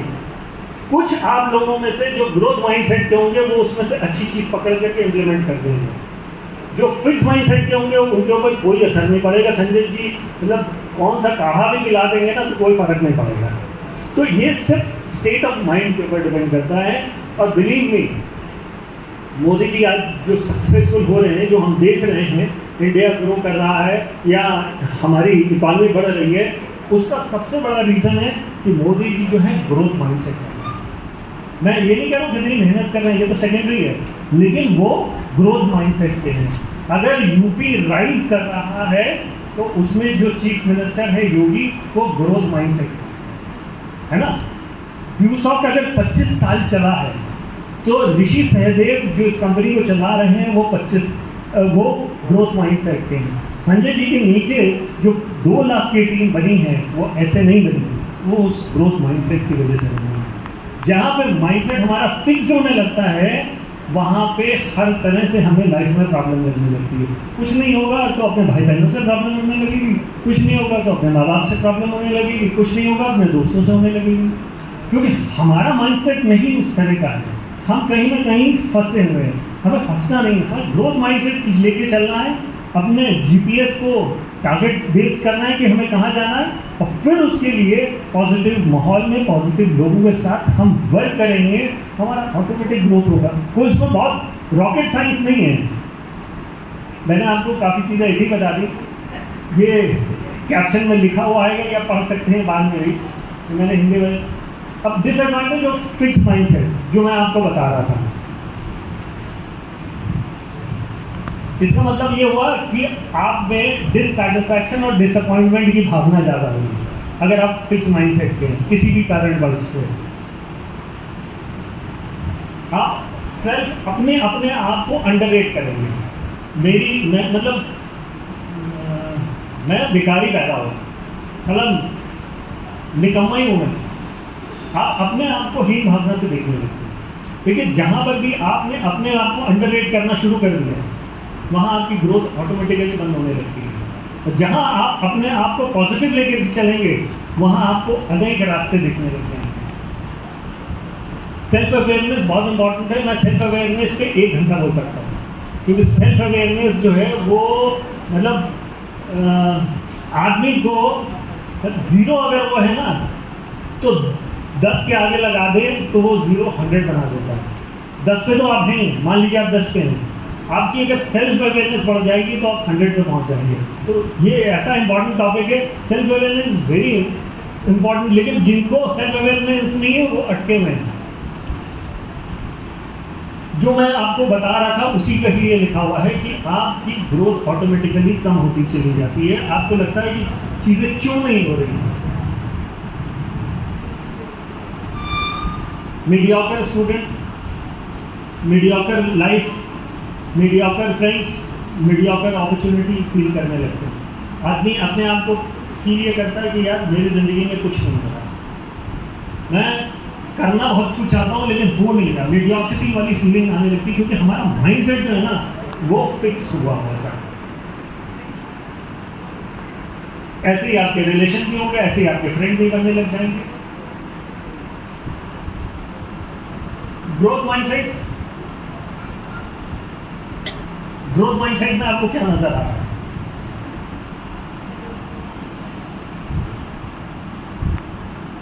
हाँ, क्या लिखा हुआ? जिसमें जो भी क्षमता है उस क्षमता को हम बढ़ा सकते हैं। हर एक में क्षमता है, लेकिन हम अपनी क्षमता को कम भी कर सकते हैं और हम अपनी क्षमता को बढ़ा भी सकते हैं। तो सब में क्षमता है, हर एक में अलग अलग है, लेकिन हम अपनी क्षमता को बढ़ा रहे हैं कि घटा रहे हैं। जैसे एक वाइफ है और उसके 2 बच्चे हैं, एक हस्बैंड है। उसको बहुत अच्छा खाना बनाना नहीं आता, लेकिन उसको हस्बैंड को बहुत टेस्टी खाना पसंद है। एक एग्जाम्पल की बात करें, फिक्स माइंडसेट वाली लेडी क्या करेगी, वही दाल चावल रोटी सब्जी बना के रोज खिला देगी, वही डब्बा पैक कर देगी कि बस उसको उतना ही आता है। ग्रोथ माइंडसेट वाली क्या होगी कि मेरे हस्बैंड को मेरे बच्चों को पसंद है तो मैं यूट्यूब पे जा करके नई रेसिपीज देखूँ, सीखूँ, उसको बनाऊँ और अपने बच्चों को खिलाऊँ। एक ही जगह वही रेडी है। ये माइंडसेट के ऊपर डिपेंड कर रहा है। एक वो मैकेनिकल फिक्स्ड है कि वो रोटी सब्जी बस बना करके, जैसे तमिलनाडु में है रोज इडली डोसा खिला करके जो है ना इन लोगों को मस्त करे हुए रोज। अब इडली डोसा खाते खाते आदमी जो है कई बार पक जाता है, वो कहता है यार थोड़ा सा मेरे को मटर पनीर या बटर मसाला खिला दो। हाँ, लेकिन उसको आता नहीं है। अगर वो ग्रोथ माइंडसेट की होगी तो वो YouTube से या किसी से पूछ करके कहीं ना कहीं देख के सीख करके बनाने की कोशिश करेगी। जब वो कोशिश होगी तो वो ग्रोथ माइंडसेट होगी, और यकीन मानिए एक बार गलत बनेगा, 2 बार गलत बनेगा, तीसरी बार वो बढ़िया बनेगा। बच्चे को पिज्ज़ा खिलाना है तो आप वो घर में भी बना सकते हैं अगर आपका माइंडसेट पॉजिटिव होगा। यस।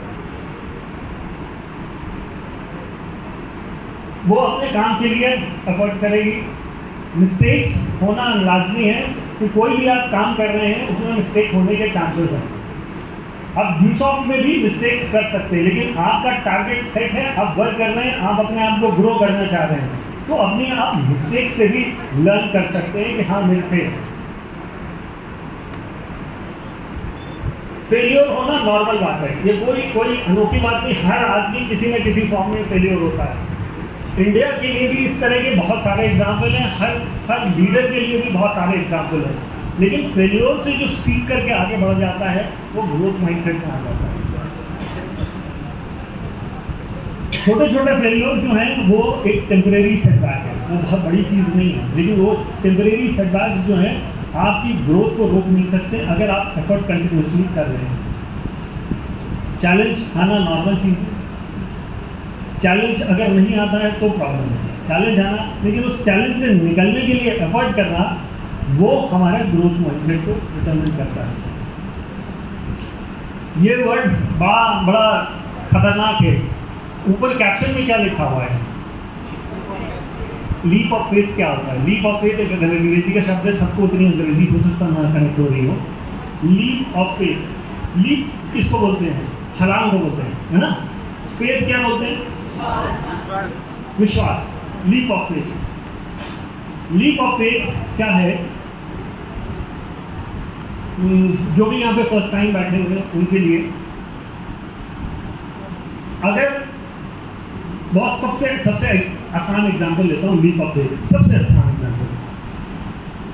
सबने कभी ना कभी किसी बच्चे को उठा करके यूँ उठाना होगा और बच्चा किलकारी मारता होगा, गोद में फिर आ जाता होगा, या बच्चा थोड़ी सी ऊंचाई पे खड़ा होता है और फादर नीचे खड़ा होता है, कहते पूजा मैं तेरे को पकड़ लूँगा। होता है नहीं होता? यस। सबने देखा होगा, सबके लाइफ में हुआ होगा। जो छोटा बच्चा है ना, 2 साल 3 साल 4 साल का, वो कूदता है, उसका फादर उसको पकड़ लेता है, और जो वो जंप होती है उसको बोलते हैं लीप ऑफ फेथ। कि उस बच्चे को मालूम है कि मैं छलांग लगा रहा हूँ तो मेरा फादर मुझको पकड़ लेगा। दूसरा लीप ऑफ फेथ, यही चित्तौड़गढ़ से कोई बच्चा कोटा जाता है नीट की या जेई की प्रिपरेशन करने के लिए, तो उसके पेरेंट्स जो हैं उसकी पढ़ाई के लिए 6 लाख रुपया देते हैं, 3 लाख रुपये साल का। तो 6 लाख रुपये जो उसको दिया, वो क्यों दिया? वो एक लीप ऑफ फेथ ले रहा है कि वो जंप लेने वाला है अपनी लाइफ में, अपने करियर में, उसके लिए वो उसको 6 लाख रुपये देता है कि 2 साल पढ़ेगा, फिर आगे जीवन अच्छा हो जाएगा। यही चित्तौड़गढ़ से अगर कोई बच्चा जो है दिल्ली IAS बनने के लिए जाता है और पेरेंट्स उसको 5-6 लाख रुपए देते हैं कि जा करके तू पढ़ और IAS की तैयारी कर, तो वो एक लीप ऑफ फेथ की फेथ है कि मैं IAS बनूंगा या मैं इंजीनियर बनूंगा या डॉक्टर बनूंगा, उसके लिए जो वर्क करना है या जाना है उसको लीप ऑफ फेथ कहते हैं। ये लाइफ में लेना, हम जिसको भी सक्सेसफुल होना है ना, जिसको भी सक्सेसफुल होना है उसको कभी ना कभी तो लेना पड़ता है, और इस लेने के लिए आपको कम से कम 3 से 5 साल लगाना पड़ता है। कोई भी करियर ऐसा नहीं है जिसमें 3 से 5 साल आपके ना लगे और आप उसमें ऐसे ही सक्सेसफुल हो जाए। ज़्यादातर आप देखिए जितने भी डॉक्टर इंजीनियर बनते हैं, बच्चे 11th 12th और 1 साल और कम से कम 3 साल लगाते हैं। कुछ लोग ड्रॉप लेकर के फिर लगाते हैं, तो कम से कम फिर उसके बाद सिलेक्शन होने के बाद MBBS की जो सिलेक्शन हो जाता है उसमें 5 साल पढ़ते हैं, 5 के 8 साल पढ़ते हैं। तो डॉक्टर बनते बनते उनको 12-13 साल लग जाता है, इंजीनियर बनते बनते 6-7 साल लग जाते हैं। तो कहीं ना कहीं हर एक को लीप ऑफ फेथ लेनी होती है, वो सक्सेसफुल होता है। आप भी डायरेक्ट सेलिंग में आए हैं, ड्यूसॉफ्ट में आपने करियर लिया है, आपके अपलाइन आपके साथ है, उन्होंने भी लीप ऑफ फेथ कभी ना कभी लिया था, आपने भी अब लिया है लीप ऑफ फेथ कि आपका आने वाला समय, भविष्य जो अगले 5 साल में है वो बदल जाए। सबने इसी वजह से ही ज्वाइन करा है ड्यूज ऑफ, और कोई वजह नहीं है। और उस वजह के लिए आपको अपना बिल्कुल पॉजिटिव माइंडसेट लेकर के चलना है और उसके लिए 100% एफर्ट लगाना है। लेकिन किसी भी काम के लिए अगर आप 100% एफर्ट नहीं लगा रहे हैं तो बिलीव मी, किचन के अंदर सब्जी भी जलेगी। आटे में जब गूंद रहे होंगे तो पूड़ी का बना रहे होंगे तो वो किसी लायक नहीं रहेगा जब इतना गीला हो जाएगा। क्योंकि एफर्ट करना है, प्रॉब्लम आ सकती हैं, लेकिन हमें सीखते हुए आगे बढ़ना है। और बिलीव मी, ये इंडस्ट्री अगले 5 से 6 साल में बहुत तेज़ी से ग्रो करने वाली है और इसके लिए Rajasthan is a very good background जहाँ पे इसकी सक्सेस मिल सकती है। कोई भी काम करने में, कोई भी चीज़ हम एग्जीक्यूट करते हैं, दर्द भी होता है, मुश्किलें भी आती हैं, और उन दर्द और मुश्किलों से जब हम लड़ कर के निकलते हैं तभी हम फिर सक्सेसफुल होते हैं। पेन हर चीज़ में होता है। जो बच्चा कोटा में बैठ करके 2 साल रगड़ता है, 3 साल रगड़ता है, उसको दर्द नहीं होता है। 8-8, 9-9 घंटे वो एक टेबल चेयर के ऊपर बैठ करके पढ़ रहा है, सारी नेटफ्लिक्स की सीरीज या क्रिकेट मैच या सब कुछ छोड़ा हुए है, अपने रिश्तेदारों को छोड़े हुए, अपनी बर्थडे छोड़े हुए, अपने दोस्तों की बर्थडे छोड़े हुए, और वहाँ पर सिर्फ अपना रगड़ रहा है, तो वो उसको पेन कहीं ना कहीं तो होगा ही, तभी वो सक्सेसफुल होगा। और लाइफ में आप ये मान लीजिए, अगर आपको सक्सेसफुल होना है तो आपको एटलीस्ट 3 से 5 साल किसी न किसी पॉइंट पे रगड़ना होगा। जिसने वो रगड़ लिया उसके अगले 40 साल लाइफ के बेटर होंगे। Yes sir. मुझे सबसे बड़ी गुस्सा कब आती है जब बच्चे जो हैं 11th-12th में उन्होंने प्रिपरेशन घर से नहीं करी, फिर उसके बाद ड्रॉप लिया तो उसमें मेहनत नहीं करी। मतलब कंपाउंडर बनने को तैयार है, डॉक्टर बनने को नहीं तैयार है। कंपाउंडर साला 40 साल बन के क्या करोगे, 35 साल डॉक्टर बन जाओ। Yes sir. 35 साल के डॉक्टर बन जाओ ना। डॉक्टर बनना इज मोर इम्पॉर्टेंट। तो लीप ऑफ फेथ ले करके हमें अपने जीवन में 5 साल रगड़ना ही है, किसी भी फॉर्म में। और जिसने भी रगड़ा है उसको सक्सेस मिली है, देर सवेर जैसे मिली है। ये बहुत इंपॉर्टेंट है। Input is equals to output, effort is proportional to your result. Yes sir. आप अपने वर्क का देख लीजिए कितना कर रहे हैं, रिजल्ट देख लीजिए कितना कर रहे हैं। तो आपका जो इनपुट रहेगा, जिस भी डोमेन में कर रहे हैं, उसी प्रोपोर्शन में आपका आउटपुट भी होगा। लेकिन एस्टिक्स अप्लाइज कंटिन्यूअस आपको एफर्ट करना है, तब आप इसको मेजर कर सकते हैं। बहुत सिंपल है। अपने घर का आप अच्छा व्यक्ति बनिए, अपने घर का चमकता हुआ सितारा बनिए। लोग आपसे पूछें कि इस फेस्टिवल पे क्या बने। जब आप प्रॉब्लम सॉल्वर होंगे, सॉल्यूशंस देते होंगे, तो आपकी ऑटोमेटिकली घर में वैल्यू बढ़ जाएगी। Yes sir. ये वाला टॉपिक जो है कल का है। क्या लिखा हुआ है? Get rich before you grow old. समझ में आ गया? यस। हाँ? यस। अंग्रेजी में थोड़ा जिन्होंने नहीं, सिंपल है, get rich before you go old. Yes. है ना? तो कल हम ये वाला टॉपिक लेंगे और उम्मीद करूँगा कि अभी जब डिनर होने जा रहा है, डांस होने जा रहा है, मस्ती होने जा रही है, तो अभी जो मैंने बताया है इसको आप सिर्फ लिख लिया होगा, लेकिन जब सोइएगा तो डांस वांस के बाद थोड़ा सा रिवाइज कर लीजिएगा, क्योंकि मैं इससे रिलेटेड कल कुछ क्वेश्चन भी पूछ सकता हूँ। तो अभी जो जितना मैंने आपको बोर करा है या जितना आपको सताया है या जितना टैक्स करा है, अब उसको छोड़िए और अब एंजॉय करने का टाइम आ रहा है। Right? Thank you very much.